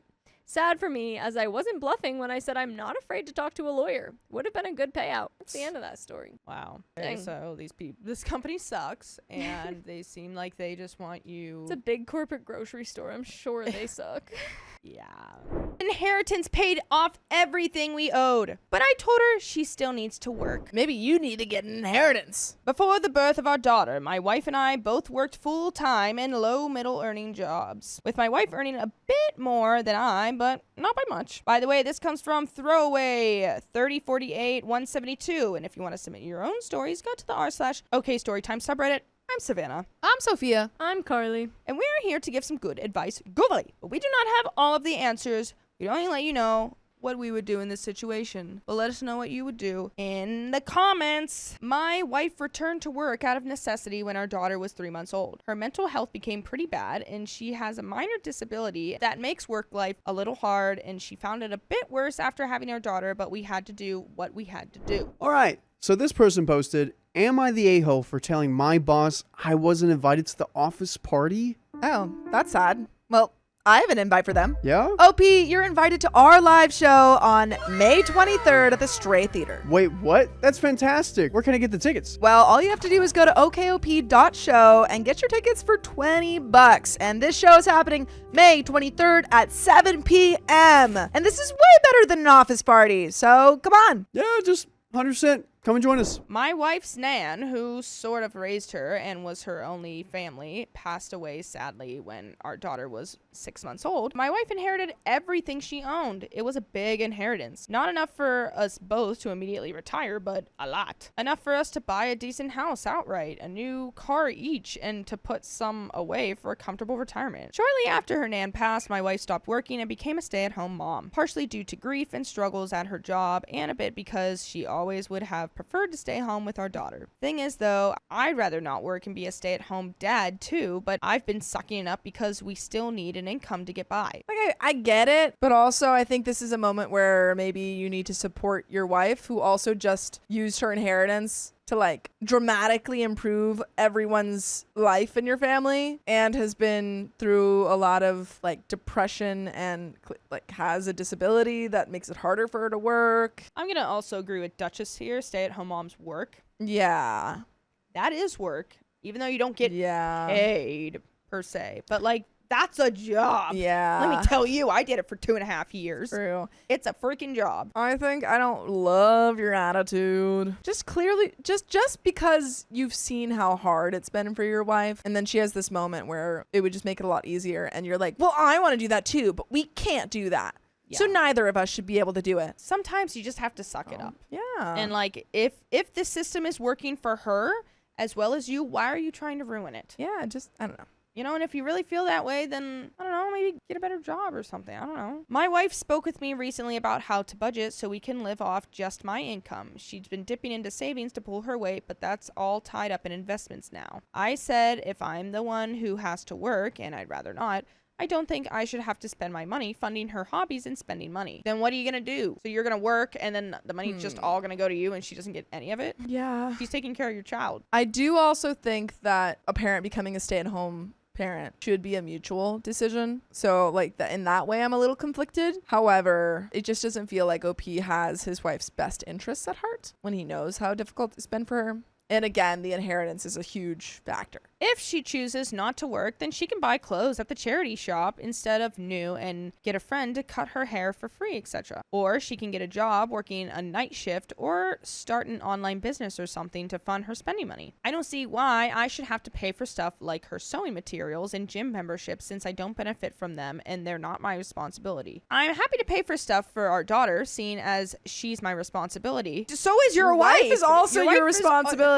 Your baby wouldn't be there if your wife wasn't there. That's so weird. Like, your partner is your responsibility. Yeah, okay, I'm Not turning in the the same way as a now. parent. Yeah, I don't like you anymore. Yeah. Be like, well, my wife isn't my responsibility. I don't want to pay for it. So you're going to let your wife suffer and just pay for all of your baby stuff and your stuff. And then your wife's like, Yeah. oops. Do not like you. Like, huh? So I don't think I'm being unreasonable here. By the way, you don't need to be unreasonable because you can be completely reasonable by listening to full episodes with stories just like this. Go to Spotify, Apple Podcast, iHeartRadio, or your favorite podcast app and just search up OK Storytime. I work 36 hours a week and I already pay for the bills and food. She said that that's not fair if I get to enjoy my gym membership and hobbies like video games, but the difference is I'm paying for them with my money. My wife said her inheritance was worth more than if she spent her whole life working, and without that, both of us would be working anyway and having higher expenses from paying a mortgage and car loans, so I should count that as her contribution and share my money with her. Am I the a-hole? Yeah, you are the a-hole. Talking down and being like, well, I'm making all the money, Yeah. so I get a say in where it goes. Interesting. Did all of your money pay for the house that you just got and the car that you just and the got? cars, yeah, and all the Don't think so. groceries I'm sure that are there. I have funded my sister's life for a year, and she only contacts me for more. I'm cutting you off. And there's a trigger warning here for financial exploitation. This is about me, 30 female, and my twin sister. Here's some context. Last year, May and June, I helped my sister move from Germany to the Netherlands at very short notice. By the way, this comes from a user no recording 204, and if you want to submit your own stories, why don't you go on over to the r/OK Storytime subreddit. I'm Dakota. I'm Sophia. I'm Keon. We're here to talk about this story. And you're here to listen. Yeah, because we don't, and also, like, maybe tell us some stuff. We don't know everything. Don't listen to us, necessarily. I don't remember how to do long division. Low-key, I felt like I was cooking on the last episode. I'll probably get cooked in the comments for it, but that's fine. Opie says, I spent around a month with her booking in viewings, attending viewings, and then arranging the whole move. I live in the UK, by the way. This included helping with packing, booking movers at both sides, along with a moving van, helping pack the moving van, paying for my sister's travel, and driving the moving van from Germany to Holland, and then driving the van back to a German site. The van could not be dropped at any Dutch site. Unfortunately, getting the apartment was extremely stressful because of my sister's situation. Being a student and living in Germany, most Dutch landlords want you to be a Dutch resident and work, which is fair. Her lease in Germany was running out, and in order to secure an apartment in Holland, ASAP, we offered 6 months rent upfront plus 2 months rent deposit. In order to do this, I gave her all of my savings. Now, why'd you go around and do that? Why in the world would we do this? Yes. What were we thinking when we did this? I don't think we are thinking anything. We were thinking, oh yeah, I have sister, she can pay me back 20,000 euros. Silly. She cannot do that, she is a student. She will not pay. In order to secure the apartment. This does not include the cost of the move, which I also covered completely.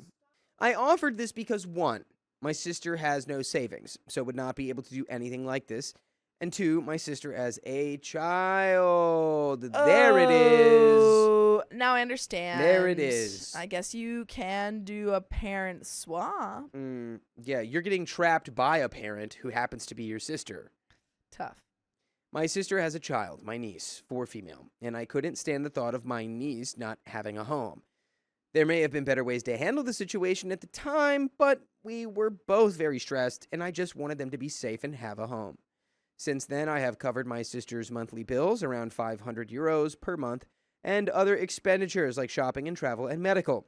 I have not mentioned at any point that she needs to repay me. I am very happy to support someone I love without repayment, and she has not once mentioned wanting to repay me. Anyway, my upfront payment of 6 months' rent finished at the end of December. My sister had just managed to find work in December, and her start date was early January, so she asked me to cover her January rent and bills. I did.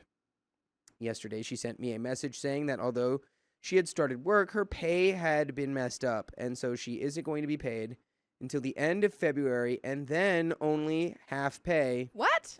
She's scamming you. Yeah, she's lying. They can't legally do that, I think.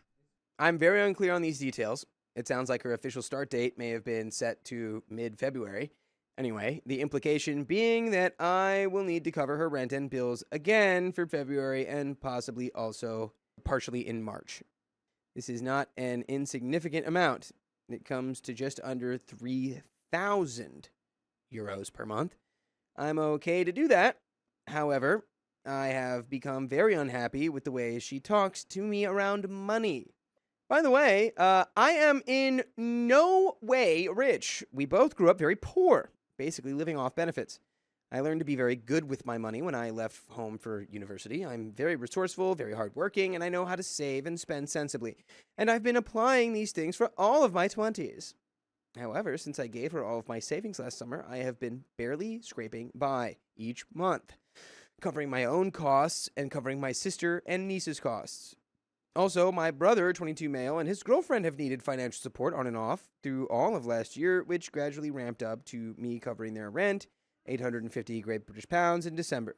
They both graduated last year with drama degrees and are still finding their feet. I should say at this point that I do have a big issue with setting boundaries with my siblings. What? No, I couldn't tell. I am simply unable to set boundaries with them. I know I need to work on this. Don't worry. I am in therapy and fully recognize this is my responsibility. My brother does have work, but it is partially seasonal, less work in winter, and he and girlfriend started post-uni life at 0 and negative bank balances, respectively. They have managed to get some government benefits. Brother's girlfriend currently not able to work. Additional info, I am excommunicado with our parents, but they are also broke, and brother's girlfriend's family will guilt trip if giving financial support. All of these monthly expenses have left me feeling like I'm sort of immobilized in my own life.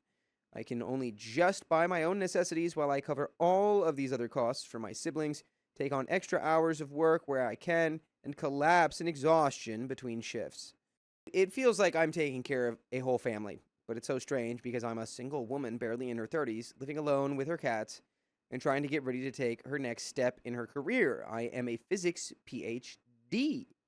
When my brother asks for money, he is so considerate. He acknowledges how big of an ask it is. He gives me an easy out if I want it.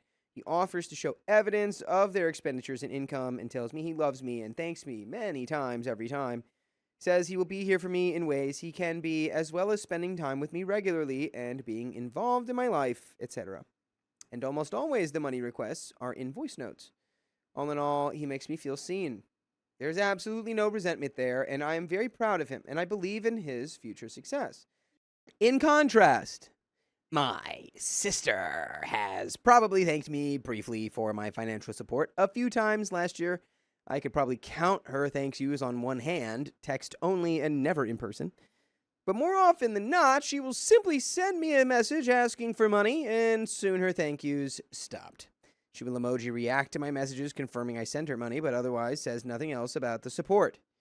Dang, she's giving you thumbs up reactions. That's insane. She just sends like exclamation mark, like star eyes emoji, prayer hands emoji.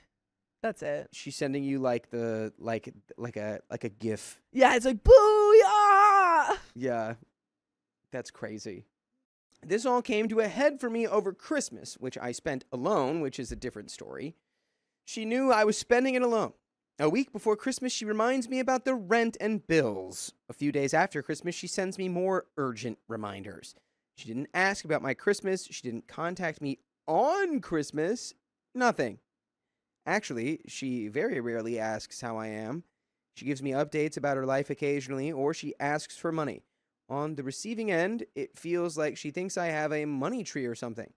So when she texted me yesterday telling me about the situation with her pay, I messaged back telling her that I'm happy to continue to financially support her, but I've been hurt by her communication around money, which feels unkind and ungrateful, and I need her to treat me in a more human way and appreciate that the money comes from hard work. By the way, it's not hard work to find full episodes with stories like this. All you have to do is type OK Storytime into your favorite podcast platforms, like iHeartRadio or Spotify or wherever you listen to podcasts, and you're in, baby. Oh, yeah. And there's a little bit more story here. OP. You just told us that no one spent Christmas with you? Not even your lovely brother, who apparently is so grateful? What do you mean he couldn't spend Christmas with you? Well, hopefully he was working, I hope so. you know? Hopefully he was in the mines. It's the only work He was that doing a scene in the mines. the only work theater kids can get nowadays, working in those mines. Every day I go into the mines and I talk to the walls and I say, to be or not to be a miner. Her response can be summed up as, huh? Now I'm hurt and confused because I'm blindsided, and I do say thank you, and I'm grateful. I see now that you wanted more thanks. I won't ask you for support anymore then. It's not sensible since you see me in such a negative light. Now she's just trying to make you feel bad so that you never do this again. And let's just say, okay, thanks. Yeah, literally just go, all right, well, Actually, no. You sent her a gift that just says, booyah! so am I the a-hole for requesting that my sister speak to me with more love and appreciation when asking for financial support? That's not the right question. No! Yes, actually. Yeah, you are. But it's not. You're not being an a-hole to her. You're being an a-hole to you and your future. Self a-hole. Yeah. Self a-hole to your bank account. We have some comments here. Comment 1 says, so long story short, you've given all your funds to your siblings to the point where you can barely cover your own expenses. And after more than 6 months after spending all your savings, your sister comes swanning along, expecting you to make things right yet again, with attitude and selfishness, no less. There was a musical, Oklahoma, in which a character, Ado Annie, sings out, I'm just a girl. I'm just a girl that can't say no. I'm in a terrible fix. That's what she says. OP, you are in a terrible fix of your own making. If you are worried about your sister and her daughter, you can be truthful and say you cannot swing the entirety of her ask because you haven't had a chance to build up the savings you used on her. If you want, offer what you can cover. She asked for $3,000. Maybe you can swing 1 or 2. I haven't a clue. In the U.S., I'd be telling her to pull out a cash advance against her credit card and pay it back as soon as her income starts to avoid excess interest. There's that old saying, don't light yourself on fire to keep someone else warm. OP, you have immolated yourself long enough. You can't even feel the damage. You Look did at it. you, fancy word. Ooh, immolate. Immolated. Ooh, I'm about to emulate that level of vocabulary. You know what I'm talking about? Goddamn. English major. Ay, ay, ay. Not the a-hole. Try to practice saying no and growing a shiny spine. You can say yes when you can swing it, but you are allowed to say no. Yeah, and OP says, actually, the comment about me being a bank made me laugh because I have an ongoing joke with a friend about me being the bank of my name. On the subject of whether they would support me, I believe my brother would. I know my sister wouldn't. And that is the end of that story. Oh, man. Wow, OP, I hope that you stop giving money to everyone in your life. My mother spends her entire pension on day 1, so I took over her finances. What did she spend it on? I'm a single mom with a young son who is severely autistic. My mom lives about 10-minute walk from us. My mom is a severe shopaholic. I see. By the way, this comes from Ill Background 723, and if you want to submit your own stories, go to the r/OKStorytime subreddit. I'm Angie. I'm Riley. And I'm Dakota. And we have Ellen cutting my hair. Yeah. Hello, hi. And we're all here to give good advice goofily, even while getting haircuts done. But we don't know everything, so we're just going to guess what we would do in these situations. Let us know what you would do in the comments. Yup. And OP says, when my dad was alive, this was manageable, but after he passed away 2 years ago, things spiraled out of control, which is why I've been taking my mom's entire pension and leaving her with only 50 euros a week pocket money for coffee, etc. Before anyone jumps on that, I don't pocket it. I pay all of her utilities, rent, phone, internet, and any other bills. Sure you do. Let's see the receipts. I take her grocery shopping twice a week, pay for dinners out, household items, prescriptions, etc. I also cover vacations. Last year alone, she went on a cruise with her friends, spa weekend out of town on her own, and joined me and my son on our Christmas trip. When I actually sat down and did the math, I realized that I spend at minimum 30% more on her than the amount of pension that I take from her. I cover the difference out of my pocket, which I'm fine with as I can afford to top up 30%. This arrangement exists because we've tried it the other way. In the past, when she insisted on managing her own money, she spent her entire pension on day one. What? Then she couldn't pay bills, had no money for food, and I had to step in anyway because I obviously can't leave my mother without light or starving. Well, is she okay in the head? I mean, clearly not. That always ends with me scrambling to cover everything, which leaves me and my son completely skint. I can cover 30%, but not 130%. Keep in mind, this arrangement was with her consent as she realized it's for the best, but recently she's insisting again that I stop, quote, taking her money. Girl, what do you need that money for? Not what's happening. You got your coffee money. You got Yeah. your coffee dollar. Exactly. What else you gonna spend it on, huh? She's also complaining to everyone who will listen that I control her finances and treat her like a child. Now, basically, my entire neighborhood thinks I'm a harmful a-hole. I've tried to compromise. I even offered for her to move in with me so we could save costs. Then she could have some more pocket money. She refused, saying that whilst she loves my son, she can't handle him for long periods of time because of his behavior, which she feels is too much for a woman of her age. I've also suggested therapy, but that's never going to happen. She is an old school lady from a conservative Central European country, and therapy is unfortunately not a part of the culture there. They haven't invented it yet there. Yeah, they just haven't discovered it. Therapy is putting your head down and working hard. That's Yep. what therapy is there. There you go. Initially, I thought I was 100% right in this situation and didn't pay much attention to gossip and people who don't know the full story. Until yesterday when my uncle, her brother, told me I'm crossing a boundary and I should just suck it up, let her have her own money, but also cover all of her expenses because, quote, this is what good daughters do. This is what his kids do. And he never has to spend any money. Am I the a-hole? Okay, that's weird of your uncle to say. He's out here saying like, yeah, my kids pay for everything for me. You should do the same for your mom. I never have to spend any money. The thing is that this woman would spend all of this money anyway. Gosh. Especially if she didn't have to pay for it for any of her bills or anything like that. Yeah, Uncle probably got a different view of this whole story. Yeah. You know what I mean? Yeah. This from is the messed mom. up. But honestly, she's gonna be mad. But you're taking care of her. Yeah. You gotta do what you gotta do. Yeah, this is tough, man. But we do have an update here. Thank you everyone for the support and the great advice. A lot of you made me consider if this could be more than just a shopping problem. Her compulsive spending has been going on for years, but escalated after my father's passing, so I always assumed it was grief or depression. But after reading the comments, I'm starting to wonder if the decline could be a result of early dementia. No freaking way I called that. She isn't young anymore. For context, she's 71. I'm 38 and my son is 7. I haven't noticed obvious forgetfulness or confusion yet, but I agree it's worth getting checked.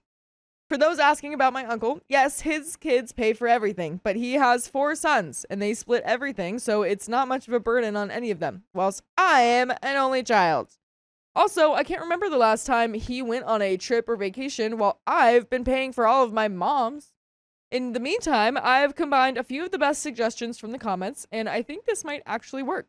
I'll set up a separate account for basic utilities, rent, electricity, water, etc., but no extras. No cable TV, home internet, etc. If she wants those, she'll have to pay for them from her other money. If she can't, then she goes without. Okay. I'll give her the remaining money directly. If she spends it all on day one, I will still make sure that she doesn't starve, but I will only buy her the basics. Beans, rice, bread, that's all. This way, I'll know that she won't get evicted and won't get sick because she hasn't eaten. However, she will be very uncomfortable if she doesn't budget and has to eat rice and beans every day for long periods of time. No food bank nearby, unfortunately. Otherwise, I would have left her at that. By the way, I would want to leave you with the information that we have full episodes of stories just like this one on Spotify, iHeartRadio, Apple Podcasts, or your favorite podcast platform. Just search OK Storytime. Dude, that's there is one of awesome. the story. I love that. Yeah. That's perfect, actually. She doesn't feel like you're taking from her. You're not giving her like 50 pounds a week. Yeah. Yeah, this is perfect. Good job, OP. Yeah, I think that sounds good. I think because that was honestly probably the main problem is that she just didn't really know exactly how the money was moving. Like she knew there's things were getting paid for, but she didn't quite see the sausage get made, you know? And so I feel like this is a great way to do that. It's like showing her exactly, you know, what the money is going towards, and she does have a bit of autonomy in like deciding where the money goes. So yeah, this is a great compromise. Perfect. Good job, OP. Yeah. Great job, everyone. There is a little bit more to this story. I'll speak to the gossipy people in the neighborhood and explain the situation. As I mentioned previously, I don't care about hearsay or what they think of me, but I want them to understand not to lend her money that she can't pay back, as I'm scared that this is what she'll try to do when she spends everything in one day again. If she fails and wants us to go back to the old arrangement, that's fine, but she will have to apologize and promise to stop complaining and bad-mouthing me. Thank you again. Yeah, keep your fingers crossed. And that's the end of that story. We're here doing that. Well, good job, OP. Fingers crossed. That's great. Yeah. You got it. I mean, if you're the primary caretaker of your mother, Yeah. if anyone else has a problem, they can take care of your mother. Yeah, exactly. I think that's a really smart call to let the neighbors know, like, hey, just don't lend her money. She won't be able to pay you back. Because, yeah, that's thinking ahead. She might try to do that. If you see my mother on the side of the street with a coffee cup asking for some change, please ignore her. My brother said I ruined their family vacation because I refused to pay for all of them. Yeah, you've ruined every family vacation ever because you didn't pay for it. For everyone. I, 28 female, have an older brother, Adam, 30 male, and my sister-in-law, Stephanie, 28 female. Every year, my family and I take a big trip, and the time of the year depends on everyone's schedules. This year, we collectively agreed for the second week in December. By the way, this comes from Deleted, and if you want to submit your own stories, go to the r/OKStorytime subreddit. I'm Carly. I'm Dakota. And we're here to give good advice goofily, but we don't have all the answers. We only know what we would do. Let us know what you would do in the comments.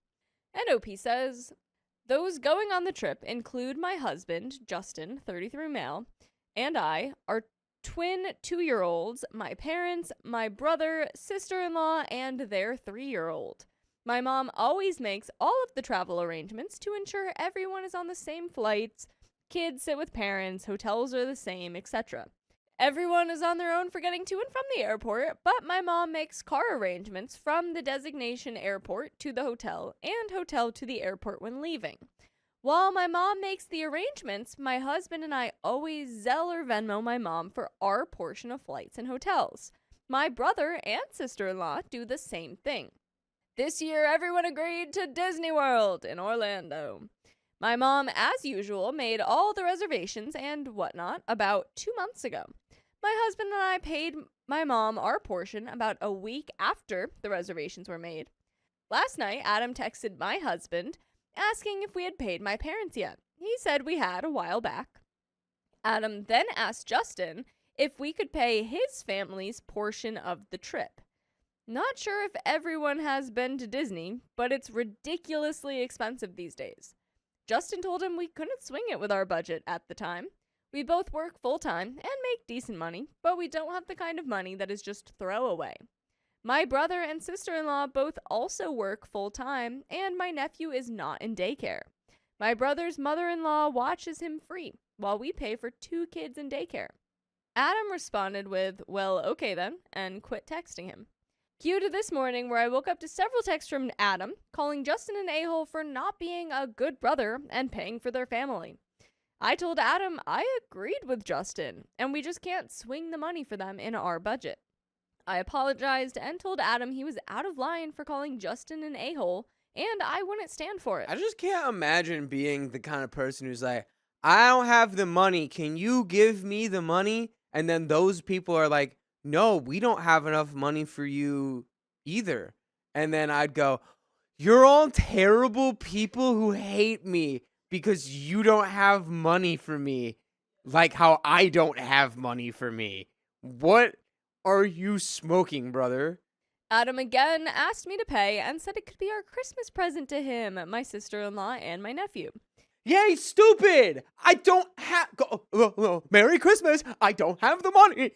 If I had the spare money to do it that way, I would. But I don't have the ability to do that, so I can't. No, you just have to believe in the spirit of Christmas more, and the money will show up in your account. I told him I couldn't do it and told him to reach out to our parents about a payment plan or something. Adam called Justin and I a-holes and said we ruined their vacation. I'm kind of surprised by my brother's behavior, but are Justin and I the a-holes here? No. There's no way you're in doubt, right? Like, Right, we're not. this is just something that you can show your brother and go, see?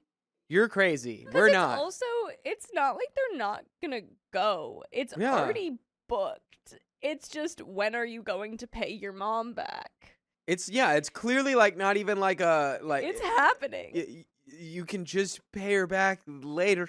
Whatever. Hey, I'm sure she would understand if Christmas is a particularly tight time. I just can't imagine that mindset. If it's like, I don't have the money. You give me the money? You can't give me the money? You're a demon. I hate you. We have an update. I'm still at work, but I took the advice of a few on here and reached out to both my mom and sister-in-law separately and let them know what Adam did. My mom and Stephanie both confirmed their portion of the trip has already been paid and has been for months.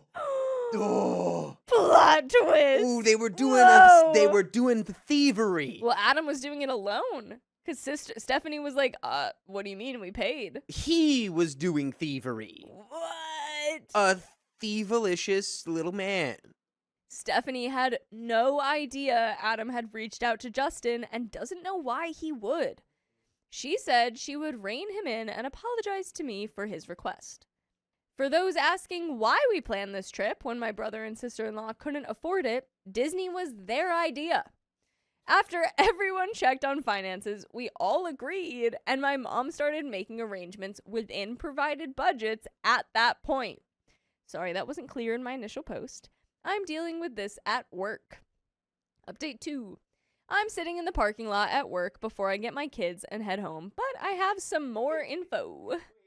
I need to preface this by saying I dearly love my brother, but oh my goodness, I have no idea how this is my life right now. My sister-in-law talked to my brother. I didn't know until today they have separate checking accounts and a joint savings. Their own accounts is their fun money to use as they please. Joint account was used for shared household expenses. My husband and I do this as well. Cuts down majorly on money arguments. 11 out of 10 would recommend. Anyways, Adam apparently ordered my sister-in-law a pair of diamond studs as a Christmas present and was charged 3 times for the same item from Tiffany's. Rather than dealing with the bank or Tiffany's, he panicked and thought he could get money from Justin and I to make up for it. I feel bad for him, but literally laughing at the moment. More to come. So my brother and sister-in-law brought my husband and I dinner and to talk about what happened over the last day. My brother did in fact show up with bank statements confirming the triple charge from Tiffany's. However, when he explained what happened, it wasn't a mistake from Tiffany's, but rather a user error on his end. He bought 3 pairs of diamond earrings from Tiffany's. Yeah, I don't know. I just kept pressing the button. I don't know. I just wanted to make sure I bought them.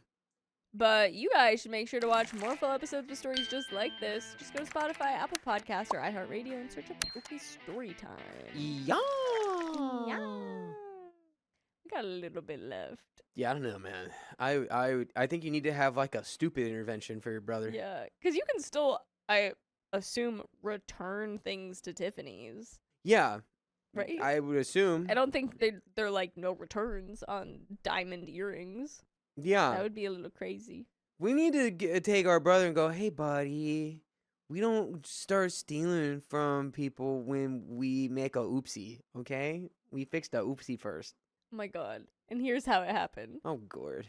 Adam is pretty impatient, and when the page did not automatically refresh from the screen where payment info is put into the confirmation page where the order is confirmed, he hit the submit button, in his words, a few times.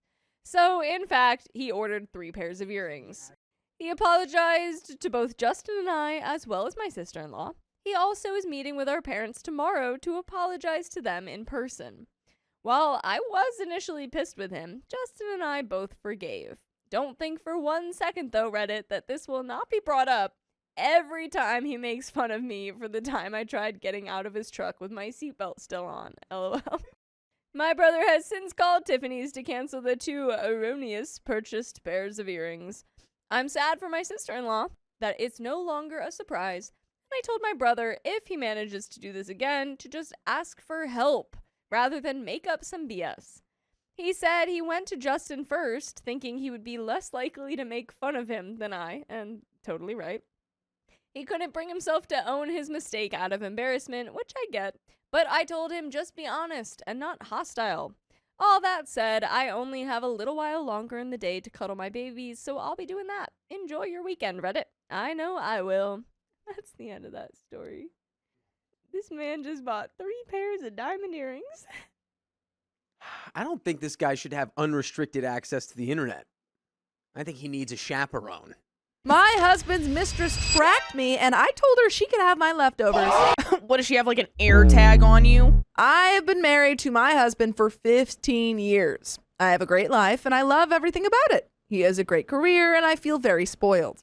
I only have to work with what I love, and it is that I design jewelry, and the profit would never give me the life I'm living. Tough. Design more high-end and more higher clientele jewelry. Yeah, just start selling your jewelry for $20,000. Yeah, that's gonna get him. I have not paid bills in years, and I spend my days in my studio working out or having fun with my friends. Well, not making jewelry? Yeah, you should be making jewelry all the time. That's crazy. I would like to hang out with my friends. No? Nope. Speaking of making jewelry, look what I made. Oh, they're so pretty. Wait, they're lovely. Right? I love them. Our families are very close, and we have a big social circle that I love very much. By the way, this comes from Long Debt 6765, and if you want to submit your own stories, go to the r/OK Storytime subreddit. I'm Sophia. I'm Savannah. I am Riley. And we're here to give good advice goofily, but we don't have all the answers. We only know what we do. So let us know what you would do in the comments, please. And Opie says, he's great. He cooks and cleans with me, and I never feel like I do more than him. He makes my favorite food every Friday, and he would drive at 3 a.m. at night if I was feeling down and wanted a burger or candy. I want to believe that I do the same with him, other than I cannot drive. Oh, no. Cheating on me was a mystery. Aw, man. I knew it was coming, but I didn't want it to. Wait, you knew this was coming? Well, yeah, Yeah, it's from in the the title. Oh, I ignore the title. I just don't listen. No, I listen. It just makes it more fun. Yeah. I was in shock for a long while because I couldn't tell anyone because I didn't want my life to crumble. Then I got used to it. I let go of the love and just kept the friendship and companionship. I want my house, my travels, and my family and friends. Everything I have is thanks to him. I got her "Hey Girlie" last month, and I didn't even open it. It was on Instagram, but I didn't accept her invitation to speak, so she reached out on TikTok instead. And later, I found a request on Facebook Messenger, too. He's like, I don't care. Stop telling me that you cheated with my husband. I don't want to know. I'm good. Yeah. I'm fine with it. Leave me alone. Yeah, I'm just going to go to the studio, hang out with my friends now. Yeah. I'm making jewelry, okay? I'm making jewelry. I'm busy. Stop texting me on every social media platform. Then I don't know how, but she got my number and called me. Well, probably from your fella. Yeah, she's just borrowing his phone. I answered because I thought it was a buyer, and she cornered me. I froze, and she calmly told me to see what she left on Instagram and TikTok. I hang up in a panic. No. Oh, Lord. So I opened her "Hi Girlie" text. I couldn't help but be confused. She pretended that she didn't know I existed when I saw all of her texts about me. She said she hasn't seen me when I knew she had. I didn't read all of it, but I wrote her that I knew about the affair and that she could stop lying because I knew for a fact that she knew he was married and to whom. She became very hostile very fast and told me if I was better, maybe he, blah, blah, blah. You know the rest. Oh boy. I told her that she could have my leftovers, the parts of him that I don't want and according to her, neglected. I told her she could have his body and even his heart. Oh, P. I have the other more important things. I have half of everything else at least, so the leftovers are truly hers. Congrats. She went berserk with her insults and I blocked her. So you're still living with Dang. this guy. Yeah. Living off of him, Yeah. but she gets to mess around with him? Yeah. I guess, to each their own. I guess to each their own. What's that one song by SZA? I'm not Girls, familiar. come on, help me. Girls just want to I don't have listen to fun. SZA. No, that's not SZA. Is it the one about like, I just threw this party for you? I want to That's do this not body for SZA. you. It's not? Who's that? That's Charlie XCX. Yeah, Whatever. that's Are they true. not It's the from, same thing? No, it's from that's the Brat album. Whatever. They all sound exactly the same. Sorry. How What's the song by Dude. SZA? the one's like on the weekends, I have them Friday, Saturday, you get them through the weekdays. I don't know. It goes like that. I personally am not familiar with that song. I personally don't care. Just like Sophia, OP. Savannah, you are not helping. These women are not on your side now. What are you doing? You're just saying anytime a woman makes a song, could care less. No, I mean, I Just love any song. women. And I love that women. If you can loved do women, music. you would know every song in the You would Brad know I have album. to love every single Yep. song that a woman makes. Mhm, it's true. It is I true. forgot. Name one Claro song. Go. Besides Juno. Claro? I didn't. You don't know Claro? No! No! Woman card, take it away. No! How dare you? Give You're me a my man now. card. You can't. You don't get it. You don't get it back. I'm done with you. Oh man. It's been revoked. I just got attacked from both sides. Oh, speaking of, I need to renew Attack my me driver's more? license. Eh. I don't Oh get no. it. I've been crying since. What do people like her want when they contact the partner of their affair? I'm not looking for leave him advice. I love my life and his love and spicy sleep don't matter to me anymore anyway. Relevant comments. Oh my god. Okay, story time. I need your help. My mother-in-law just crashed my bachelorette party and now I have absolutely nothing to do on May 23rd. Well, I've got just the thing. Go to okop.show and get tickets for our first live show for you and your girls. I don't know, it kind of sounds boring. Do you think watching people's real problems get fixed in front of a live audience is boring? Wait, actually? No. That sounds like an incredible girls' night. That's what I thought. So come see OK Storytime live on May 23rd at 7 p.m. at the Stray Theater for $20 and leave your mother-in-law at home. Dude, but before we get into those, any thoughts? She's masking. I think she does care. Oh, I mean, she was just crying. She for sure cares. Yeah. I think she's just, worried to leave that security behind. My advice would be to leave him. I know it's tough though because she wants the security. And as for what this affair partner wants, she wants you to get upset and to leave him Yeah, because she knows that he won't leave you. Yeah, she wants a reaction. That's literally the whole reason. And literally the fact that she didn't she call her from his phone? Yeah. Yeah. Oh well, she just called him from somewhere. Oh, I don't think it was specifically from, but probably got her number Yeah. from his phone. But was like, Yeah. go look at my messages. Yeah. Commenter 1. He's told her he'll never leave you, is my guess, so she's trying to get you to do it. OP says he can leave for someone who's worth half of everything. Commenter 2 says she needs to win. She lost love and affection from a man, probably her father, to someone else, and now she's trying to feel like she's finally won over someone else. Your husband probably told her he'd never leave you, so she's trying to get you to leave him.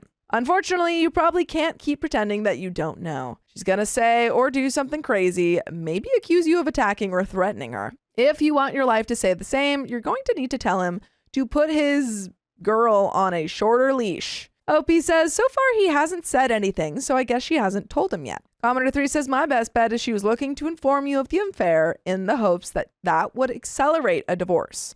I know you're happy with your life, but you need to get your ducks in a row in the event he decides to leave you. If you think this affair is more than just spicy sleep and it's actually love, he may be thinking about it using the old, I will leave my wife eventually, just not now. Get yourself as much proof of the affair as you can and consult a lawyer to be prepared. Also, talk to your husband and tell him that under no circumstance you want her to try to reach you again. Have him deal with the crazy. I wish you all the luck, babe. And OP says, well, it must be more than just spicy sleep, or he would have slept with many others. He is very hot, and I don't think he would have problems with just spicy sleep from many. Okay, here's my theory when it comes to men and Yeah. women with emotional connection. Yeah. I feel like for women to have a physical connection, they need to have an emotional connection at first. And I feel like with men, it's the opposite. They need to have a physical connection first before they have an emotional connection. Thus, if the relationship is purely physical, over time, he's going to initiate The emotional side of it. I think that is a generalization, but I do think that this is Completely false. I think that this is a possibility in this case. So I would agree in this case Yeah. that does seem like the direction. She just like told me I was wrong and then right at the same time. I don't know how to take that. Well, you were just like Compliment every woman sandwich. and every man. It was a generalization. Yeah. Yeah. But I would agree in this case. You know what? If you guys think the same or not think the same way, if you guys see where I'm coming from, let me know. Because if you see where he's coming from, let him know. If you guys can like see it, let us know. Whatever. You guys are bullying me. Comment I thought report. this was a girl stream. Girl stream, Mean Girl stream. Get it right, April Fools. April Fools. I've done nothing for April Fool's Day. Yeah, same. I have. What'd you do? What did you do? This whole time we haven't recorded anything. He's Oh god, that would have scared me. everyone's Oh. bots. Commenter 4. She was hoping you'd leave him so she could have your life. What are the chances she tells him that you know? And OP says, I don't know so far. He seems oblivious to my unoblivion. Commenter 5 says, are they still together? Don't be surprised if she tries to baby trap him. Oh! OP says, I wasn't planning to divulge my whole private life, but he got a vasectomy after a terrible experience we had about 5 years ago. Whoa. How long has OP known about the affair? OP says, 8 months, probably. And OP, what? She's totally Yeah. using this guy. Yeah, 8 months. She's just like, I don't know. I don't want to deal with it. I'll mess with it later, I guess. Yeah. I guess that's a problem for down the line. Girl, You gotta handle it right now. get Not your right now, but like, jewelry soon. business moving Yeah. and get out of there. Because, like, I think there is going to be a reckoning day where all of this comes out and, you know, maybe the divorce starts and you get half. But even in that case, I would still probably be working on, you know, protecting myself financially in the meantime. Yeah. OP on if her husband had affairs with just one woman or were there more. Any changes in his behavior towards OP.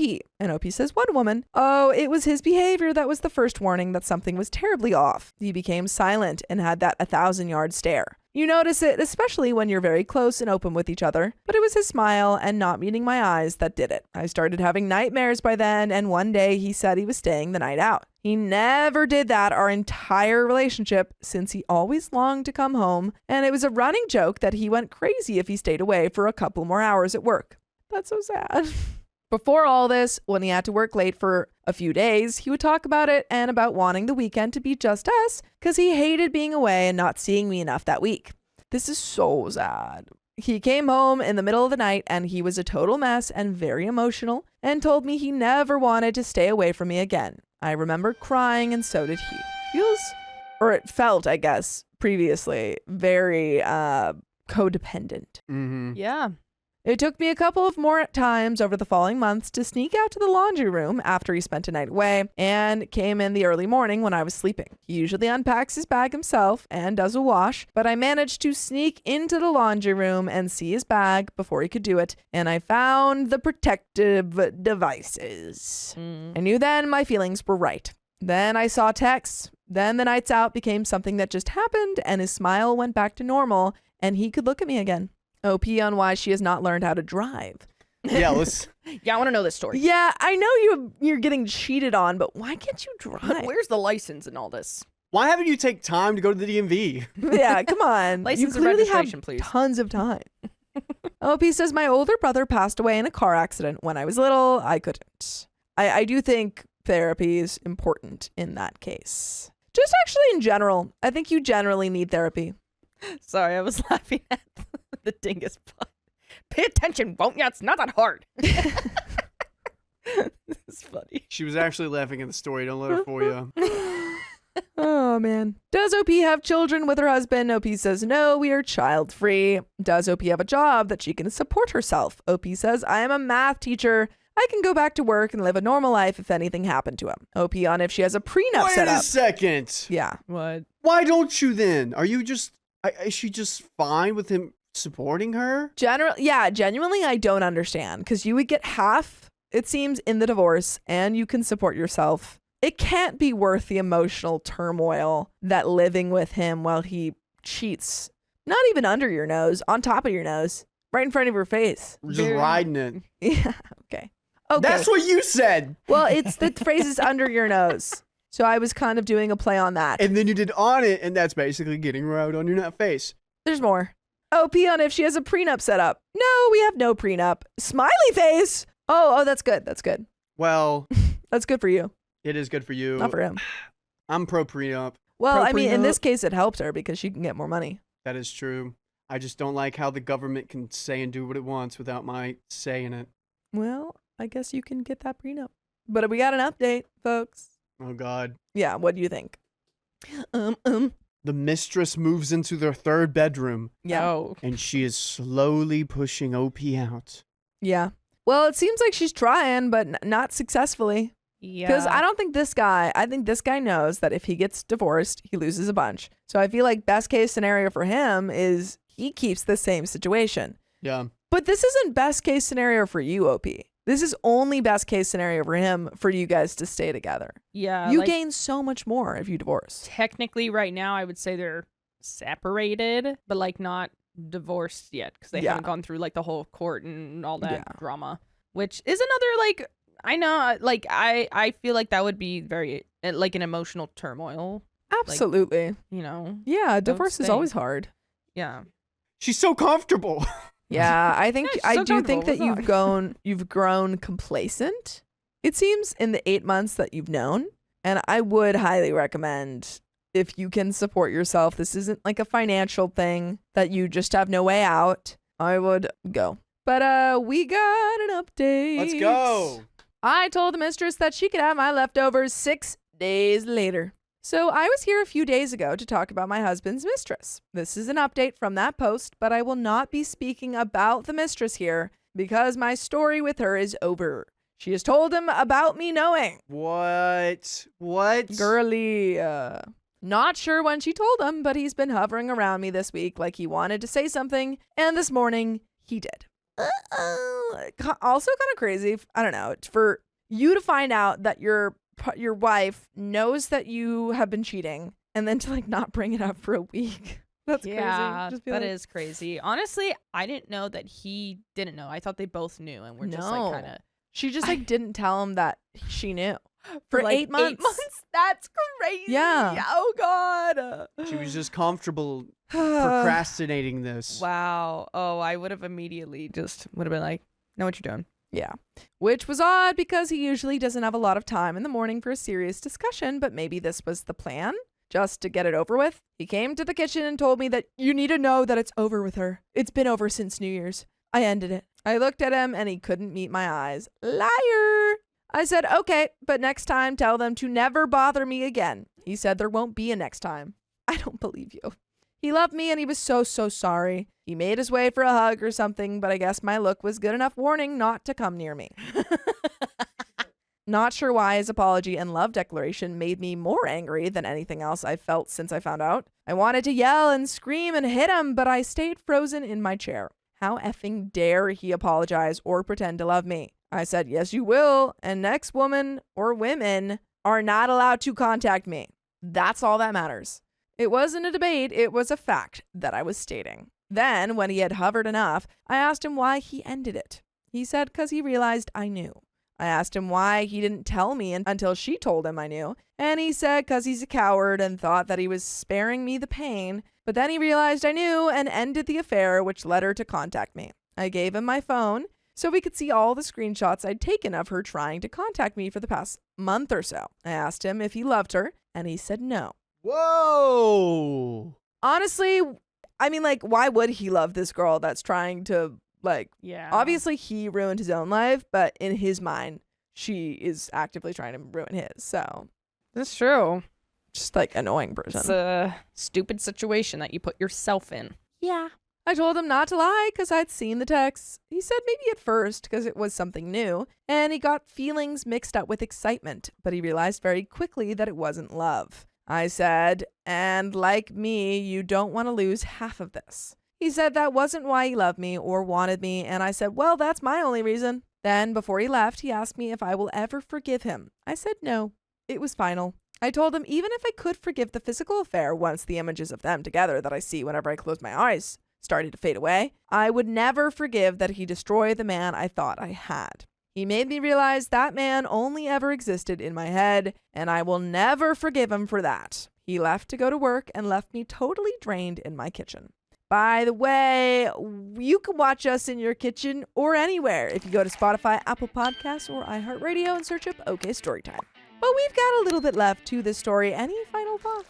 I mean, truth comes out. And It does. It always does. It always does. He couldn't hide it. He Yeah. couldn't. It was just so weird how everyone handled this. She found out, didn't tell him or confront him. He knew about it, was a coward, didn't say anything, and then said it to spare her feelings. Like, what? And she didn't seem to even care? Yeah. Yeah, this was just like, y'all need some intense therapy and also to separate. I think everyone was just like emotionally unavailable this entire time. It was Yeah. like, Yeah. I don't want to deal with this. Yeah, Like, I they're know like- it happened, but like, That sounds really hard. yeah, I don't really know how to go about this conversation, and I don't really want anything to change. So like, maybe if I ignore it, things will just be It how they just are. won't exist. So I can go hang out with my friends in the studio. Make some In the Joe Ray. stew. Honestly, I feel like he is making a lot of money. He's funding her business adventures, and she's just super comfortable and does not Yeah. want to risk that. Yeah, seems like it. Ugh. Seems like that's all she's got. But we got more story. Then a few hours later, my mother-in-law showed up and I could finally cry. He had told her and his dad what he'd done and she wanted to check on me. She suggested therapy, yes, and said that he wanted to try it. Honestly, I don't mind it, and I think I do need one on my own, too. I also need a refuge or sanctuary, a place I can spend some time away from him a few days a week, or maybe a week every month, and he can use that time however he wants, away from me without making excuses about how busy he is this night. Relevant comments. Comment 1 says his mother/your mother-in-law is suggesting therapy just to protect her son, his money, and his assets. Don't fall for it. OP says not really. She told me to leave him, or at least she thought I was leaving. And OP on getting a postnup, OP says, why would I want a postnup when we don't have a prenup? I don't know what the purpose of postnup is when I'm entitled to half. I didn't even know there was a thing called Yeah. post-nup. There is. Post-nup. Postnup. Post-up. Commenter 2 says a postnup could say giving you full ownership of the house and set alimony for X amount of years in addition to half of everything else. It really just depends. Think of it as an additional layer of protection. OP says, okay, that sounds like a good plan. I'll investigate that. And commenter 3 says, how's it going? How is your relation with your husband? Is he trying to talk and communicate with you? What is he trying to say? Are you sleeping next to each other or separated? His parents? Hope you get better. And OP says, yes, we are on speaking terms. He's been very careful and tiptoeing around me, so I told him that he didn't need to do that, but act like before we talked because I have already had time to process this and I want normalcy. He said he loved me and he bought me the usual Friday flowers and made dinner, and I am actually happy about it coming out because now I don't need to obsess and just live my life. That's it. That's it. It does seem like OP is not currently going to divorce him, which is wild to me, but that's you do you, girl. She kind of just has all of her, like, her moral compass is, like, kind of everywhere right now. Yeah. I don't know. She's like, I don't know, this sucks, but, like, what am I going to do? Literally, it just feels like so resigned. Yeah. I just don't want to be a math teacher. I'm just living my life. She's like, This I don't know. happened. I didn't even do anything. So, I don't know. It's not my fault. You can I- figure it out. Not once Yeah. did I hear any, like, husband, let's find a solution. Yeah. Let's work together. Yeah. No. Just going with the flow, bro. Yeah, like there's no desire to end the relationship or any desire to fix it. Yeah. It's just kind of like It's all limbo stasis. right now. Yeah. Just kind of just like, I don't know. Whoever made who's going to make the first move here? Yeah. The second this guy initiates, any kind of financial repercussions. She's going to gotta feel go. something and she's going to say something. Yeah, I hope Yeah. so. But that's the end of that story, folks, and we've got another one coming right up. I slept with my neighbor for fun, and now I regret it. It doesn't sound very fun anymore. For context, I am 26 female, and the neighbor is 27 male. The story begins about a year ago. I moved into a duplex a year and a half ago, with my neighbor moving in the week prior. I took the left side, he took the right side. I was 25 and he was 26. We both had partners at the time and truly paid each other no mind. By the way, this comes from Healthy Recording 61, and if you want to submit your own stories, go to the r/OKStorytime subreddit. And I'm Angie. I'm Carly. And we're here to give good advice goofily, but we don't have all the answers. We just know what we would do in this situation. So let us know what you would do in the comments. We said hi and bye in passing, but aside from that, we never spoke one word to each other. Our relationship actually started off rather tumultuously, as he had an untrained dog that barked for 6 to 8 hours a day when it was left untended, which it often was. We would have arguments over text about the dog barking, where I would send videos and audio recordings as proof, and he would deny that there were any issues at all. However, eventually he got the dog trained and there were no more issues. We didn't really speak for several months after that. Our partners came and went, and we just lived our lives beside each other. The story picks up again this past August. We caught each other at the same bar on a random Friday. We said hello, and I thought that was the end of it. After about 20 minutes, he texted me and offered to buy me a drink, and I obliged. After all, I had known him for almost 2 years at that point, and I never heard a word from him. I chalked it up to him being neighborly. It is important to note that I was going through an extremely difficult time in my life. I had just lost my grandfather, my childhood pet, and had a major surgery all in the week before, and I was struggling greatly with my mental health. For some minor context, I'm an orphan and have been since I was 18, so my familial losses hurt me extremely badly. I also struggle a lot with depression and self-esteem issues. He bought me a few drinks, and he sat and chatted with me and my friends for the whole night. We went our separate ways that night, but he texted me the next day, and we kept up a friendship. We'd hang out sometimes on our porch or talk for hours on end over text. It was fun. He seemed cool, level-headed, and like a normal, regular guy. We had a lot in common. Our childhoods were bad. We were both orphans, both just basically trying to make it in the world. I find it hard to relate to a lot of people due to the unfortunate circumstances of my life, so being seen in that way means something to me. He was entertaining, and he said nice things about me.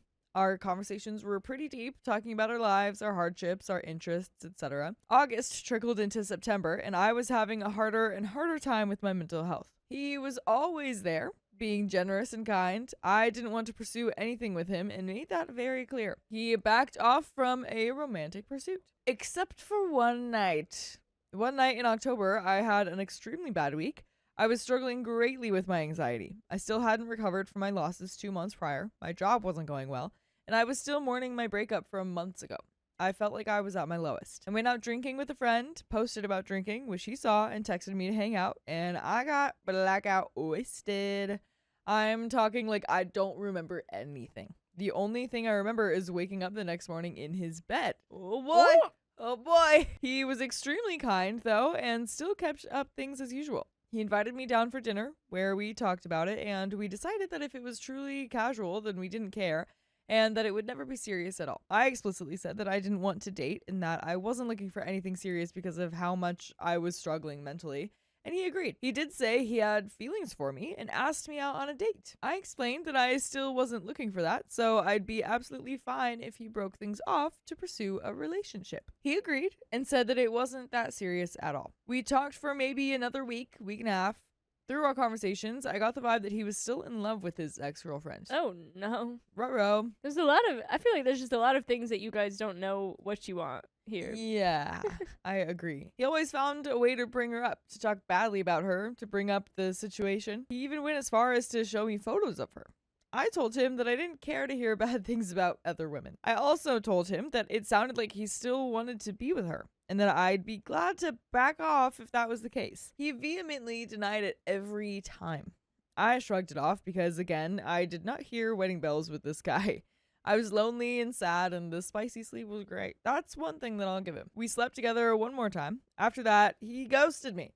Completely ignored me for days. He had never vanished before. So I texted him one night before going out saying, "Hey, what gives?" And he left me on red. Later that night, I ended up seeing him out in public. He made direct eye contact with me and then ignored my existence. I actually had to walk past his group of friends to get to my rideshare, and they pointed me out to him. He ignored me. I was hurt and annoyed, but ultimately I kind of understood it. Maybe he was scorned. I did call him out though and said that I didn't appreciate being disrespected in public and that a simple acknowledgement would do. I said I wouldn't talk to him anymore if he didn't want to treat me with basic human respect. I wasn't asking for anything, just a nod or a wave. Not looking straight at me and then pretending he doesn't know the girl he slept with 3 days ago. He said he didn't see me. He also argued that if it was so casual, I shouldn't have cared. I brought up his confession of feelings for me and how it felt like whiplash. He backpedaled and said that I was crazy. Classic. He said I was surely the one with feelings instead, and that he was just trying to make me feel better and that he didn't have feelings at all. I said, whatever. I honestly wasn't that invested in our relationship, so to speak. Some context for my neighbor, though. He's had a troubled criminal history, a felony, doesn't really leave the house ever, and is generally known for being an exaggerator. A winner, I know. He's tall and cute, and I guess I try to always see the best in people when they've been through some crap. I also know I brought most of this on myself. My only defense is that I was going through an extremely difficult time in my life where I wasn't even sure I'd make it to the end of the year, and any type of attention and validation meant the world to me. It's something I'm absolutely looking to fix and correct in the future. I will state that I'm doing much better now, which led to the next sequence of events. We slept together once more. No! Why did you do that? No. That doesn't sound like you're doing much better. Not at all. That sounds like we went back to our old ways. Yeah. It was a total of 4 times in the 3 months that we knew each other. After that, he completely vanished from my life. No calls, no texts, no invites, Does nothing. he still live next to you? That's what I'm wondering.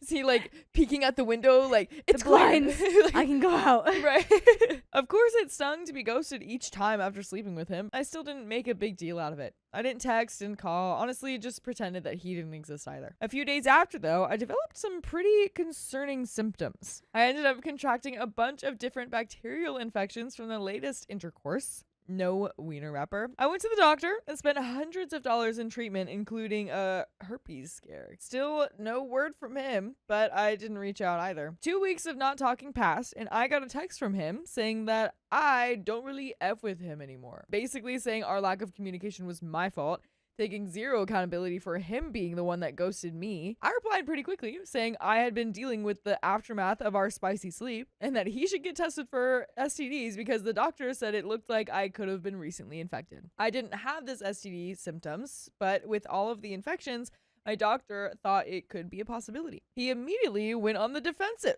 He said that I was unhygienic, said it wasn't true, said that there was no way that he had it. I argued back because this STD is fickle and he could have had it and not known. I had been previously tested, so to my knowledge, it would have been him. He offered to get tested together and I agreed to a time and date. He ghosted me again. Mind you, we're neighbors. Every time he ghosts me, he's just sitting at his house. I know this because his car is always in the driveway, or he's blasting music, or I can hear him next door. The date we were supposed to get tested came and went without a word from him. I went and got tested and came back negative, thank God. I texted him immediately after and told him that he doesn't respect me or treat me like a human being, and that I wanted him to leave me alone for good. He left me on red. I didn't share the STD results because he should just go get tested. I wiped my hands of the entire thing. So now, timeline refresher. It's been 3 weeks after we slept together for the last time, 2 weeks after the last time we spoke, and 2 days after I sent the final F you with no response. I met a really great guy. I won't give details. No! Is he tall? But I met him out in public. He asked me on a date the next day, and it went super well.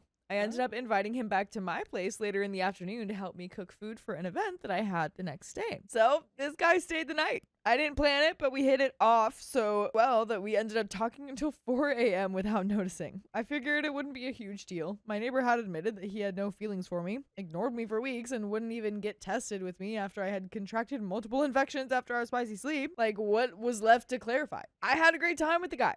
The next morning, I woke up and saw 4 messages on my phone from the neighbor. So in these text messages, I was being called names, told I was weird, and he asked me how my STD was doing. I ignored the texts. You're being really weird. How's your STD doing? Yeah.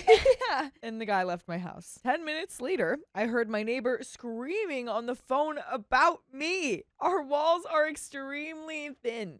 He was recounting the story to his friend and not telling it accurately at all. He said we were basically dating, that I was the one who gave him a STD scare, that I'm a salute, and that I'm a loser, and that he was just a poor guy who had nothing to do with how things played out. He said he wanted his ex back. To his friend's credit, his friend asked a bunch of questions. My neighbor had to admit that we hadn't had anything to do with each other for a month. His friend said that what I did wasn't that crazy and that it sucked for my neighbor. My neighbor agreed that it wasn't crazy, but it was still a witch move. 2 days later, he was on the phone again, yelling on speaker. He said that I'm a salute, and at least he got to hit, and that I lied about my body count, that he can pull any girl he wants, and that he has 50 bodies. He said he wanted to see pictures of the girls that his friends were effing to prove his girls were hotter. What? He said that I'm hotter than the guy's girlfriend on the phone. That offended me greatly. For context, I'm conventionally attractive and get approached in public often.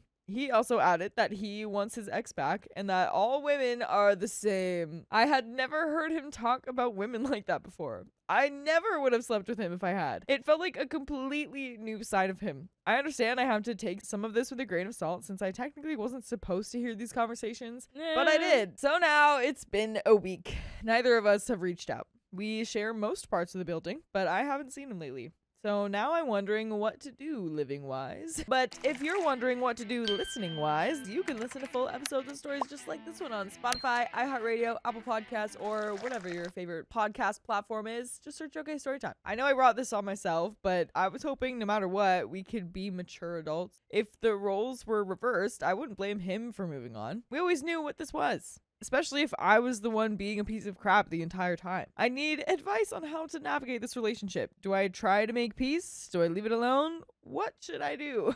Also, if I get a new boyfriend, do I need to explain what happened in the past? And there are some comments. That's one heck of a roller coaster. TBH, dude sounds like a grade A knucklehead, but TBH, part of this ride is on you. If you're not looking for a serious relationship, especially because of mental health stuff, maybe it's best to steer clear of messy entanglements. Cut ties with this guy. He's clearly not worth the stress or infections. Focus on you. Get your head straight, and the right person will come along in due time. Remember, respect yourself before others can respect you. And Opie responded, if I can't relocate, do I tell any new partners about this whole situation? Someone responds, it's in your past. If they don't ask, I think you shouldn't talk about it unless you want to. Another commenter says, this is dating as an adult more times than not these days, unfortunately. Keep your head up, stop worrying about crap you can't control, flush it, and move on. Opie replied, I can't believe this is just what happens, lol. But yeah, solid advice. Duly noted. And that's the end of that story. Yeah. I would say, like, in regards to the neighbor and your relationship with him, just leave it alone. The last text that you got for him were him, like, calling you a bunch of names and being really mean. That doesn't deserve a response. He doesn't deserve like a new explanation or a heads up. Like he isn't, he's not your friend. Not at all. And he's already making things up about you on the phone and stuff. Right. So like, what are you, there's nothing that you even could say to him. That's the end of that story. I made a speech about my father and he took it very seriously. Oh, because it was a very serious speech you took there, yes. A few years ago, I overheard my dad having the talk with my younger brother. I knew it was going to happen, so I made sure I was somewhere close enough to hear everything. By the way, this comes from Nuns with Nunchucks, and if you want to submit your own stories, go to the r/OKStorytime subreddit. I'm Sophia. I'm Dakota. I'm Carly. And we're here to give good advice goofily, but we don't have all the answers. We only know what we'd do. So let us know what you would do in the comments. Dad told my brother that intercourse is a precious experience, and that the stuff he watches on his phone is not what intimacy really is.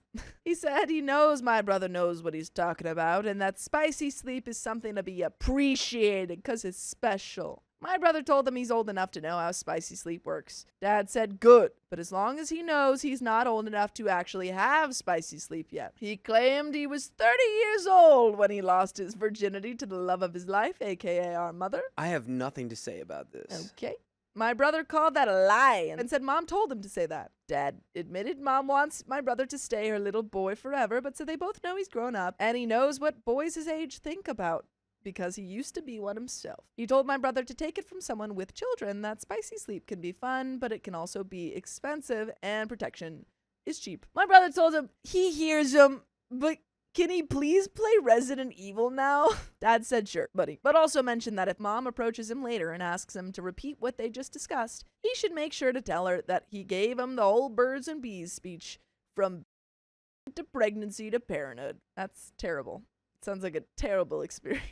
Katangajo says, and my stepdad just told me, park by the river so you can jump in if things get too hot. You can't afford an oops at your age. OP says, have safe spicy sleep and save. A Redditor 1 says, my fundamentalist missionary dad, in a home where spicy sleep was never ever mentioned, says, you know how you get hard down there. That's in preparation for when you get married. These are all bad. These are bad. In the meantime, until you get married, it's really important to keep your hands busy doing good things. Keep doing that woodworking that you like. It's a good hobby. Always keep your hands busy, only doing good things. Yeah, keep doing that woodworking. Oh boy. And yes, I kept my hands very busy, but with a new hobby I had recently discovered. OP says my mom's version of the talk was to remind me that I had asthma. You have asthma, So- so if you have it, you're gonna... So I should think carefully about doing physically exhausting activities because who knows? Those 5 seconds of pleasure might take my breath away forever. Well, you know what? Oh, And to boy. that I say, Mom, that's a warrior's... Yeah, you All end right. up in Valhalla if you do that. I'm going up, I'm with the big dogs if that happens. You know what? I'm getting... Every single warrior up there is patting me on the back. You show up in Valhalla and like, is it Odin who, like, the king? I don't freaking know. It's probably a big snake. Odin is like, he's like, welcome, warrior. What? You have a... Oh, that's interesting. Why do you have an inhaler? What battle did you come from? The one with my lungs.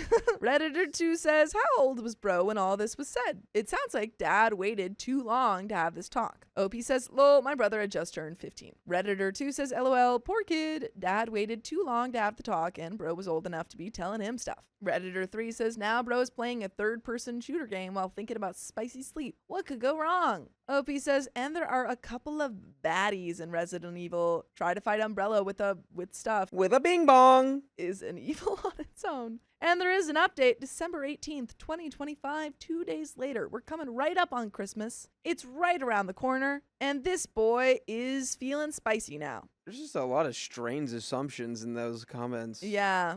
Being like, wow, so you explained, you gave him the talk? You gave a 15-year-old the very first and only information he's ever had about this topic He definitely while didn't playing get any an of that class. FPS game, which, by the way, Resident Evil is not that. It's third person, okay? Anyway, all of that to say, parents, figure out better ways to give your kids the talk than take these as just bad examples Yes. of the talk. Yes. Update! It was my dad's birthday recently. In my speech, I decided to include an anecdote about the day my dad had the talk with my younger brother. I was eavesdropping, so I heard most of it, but the part that stood out to me was my dad telling my brother that his existence was proof that spicy sleep can be expensive, so he must keep in mind that protection is cheap. It was funny! People laughed! And then I added the obligatory wholesome stuff to remind everyone what an awesome person my dad was. My dad approached me afterwards and thanked me for the speech. But then he also promised to get me back for bringing up the spicy sleep talk story. I laughed and said something along the lines of empty threats, old man. A few days later, I was driving with my dad, running errands with him, when we stopped at a gas station. The tank was full, but my dad wanted to buy snacks to satisfy his sweet tooth. I said I was going to wait in the car, but then he looked at me like that was the weirdest thing to do in the world. So I put my phone away and entered the gas station with my dad. As soon as we approached the cashier with our stuff, my dad unexpectedly cashed in his threat by asking the cashier to add a box of protection. A box of Jimmy's.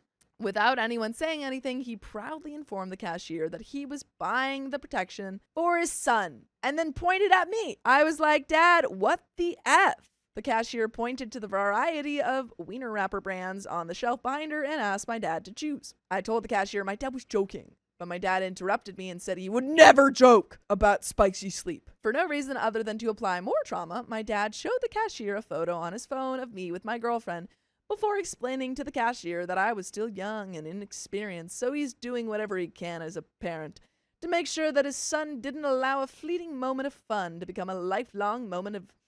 I actually don't know what he said here because I spoke over him and said I was going to wait in the car, which I did. Moments later, my dad exited the gas station with boxes of protection in his hand.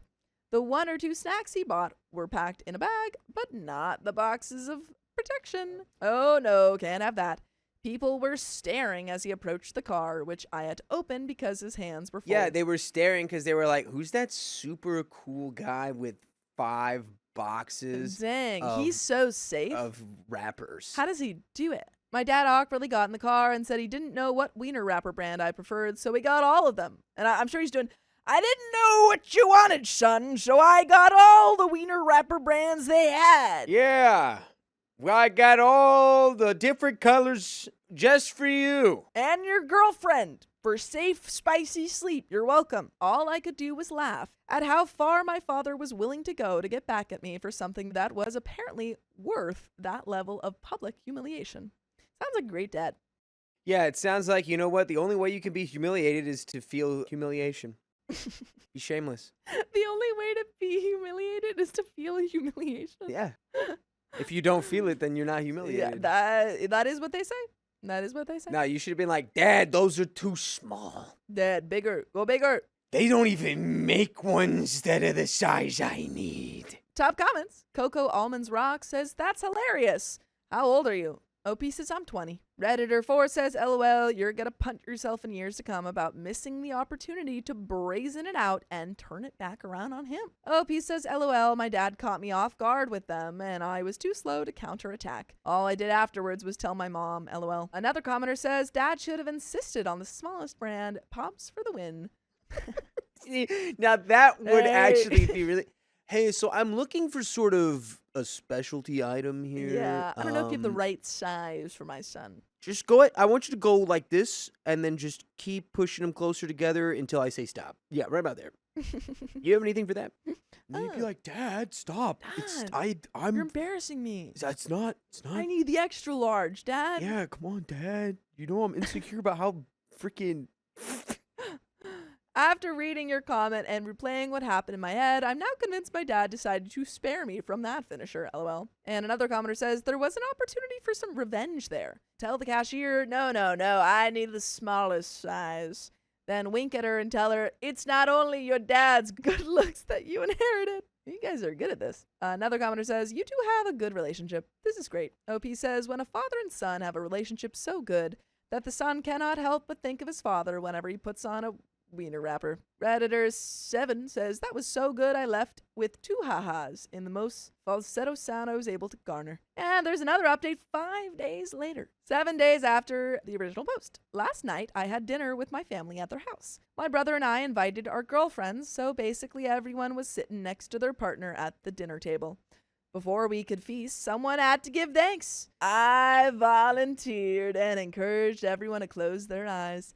I specifically gave thanks to my dad for the absurd amount of protective wrappers he brought me. Wiener wrappers. Wiener wrappers. Call them what they are, and that's exactly what everyone calls them. I made it clear how much I appreciated the fact that he was not only protective of me as a person, but also of my wiener. I said I was still in the process of testing all the wiener wrapper brands he was kind enough to purchase at a random gas station, but I was at least able to provide feedback regarding the 3 different brands I've already put to use with the assistance of my girlfriend. Yo! Why are you humiliating your girlfriend? Is the girlfriend there Yes! right now? I Yeah, don't think that's too far. Nah, That's said so messed up. He took the Oh ball my with both goodness. hands.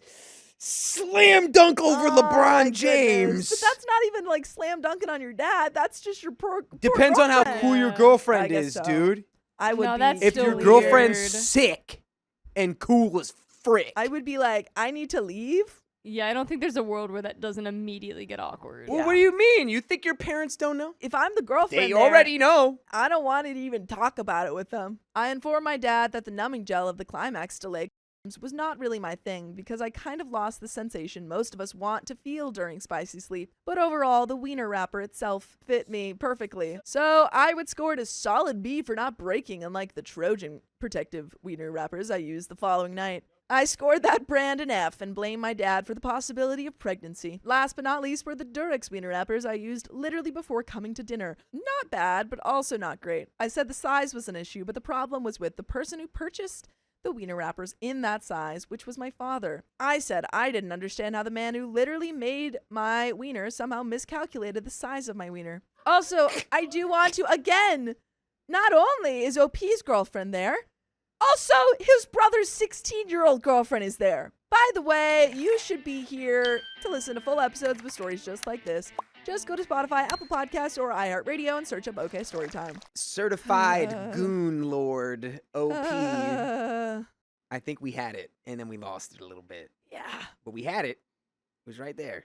And then I quickly gave thanks to the food and stuff before saying amen. The look on everyone's faces was priceless. My brother looked like he was laughing on the inside, while both our girlfriends looked like they were anxiously waiting for everyone else to react before they do. My mom sarcastically thanked my dad for teaching me never to act my age, because dad himself still had some growing up to do. My dad eventually looked at me like, "Are you happy now?" The answer was yes. LOL. I think my dad still out-revenged me with the protective wieners, but at least I didn't go out quietly. I mean, really, at the end of the day, the only freaking people affected by that were the girlfriends in the room. Yeah. But that's the end of the episode. So if you love us, make sure to subscribe. We love you. And see you tomorrow.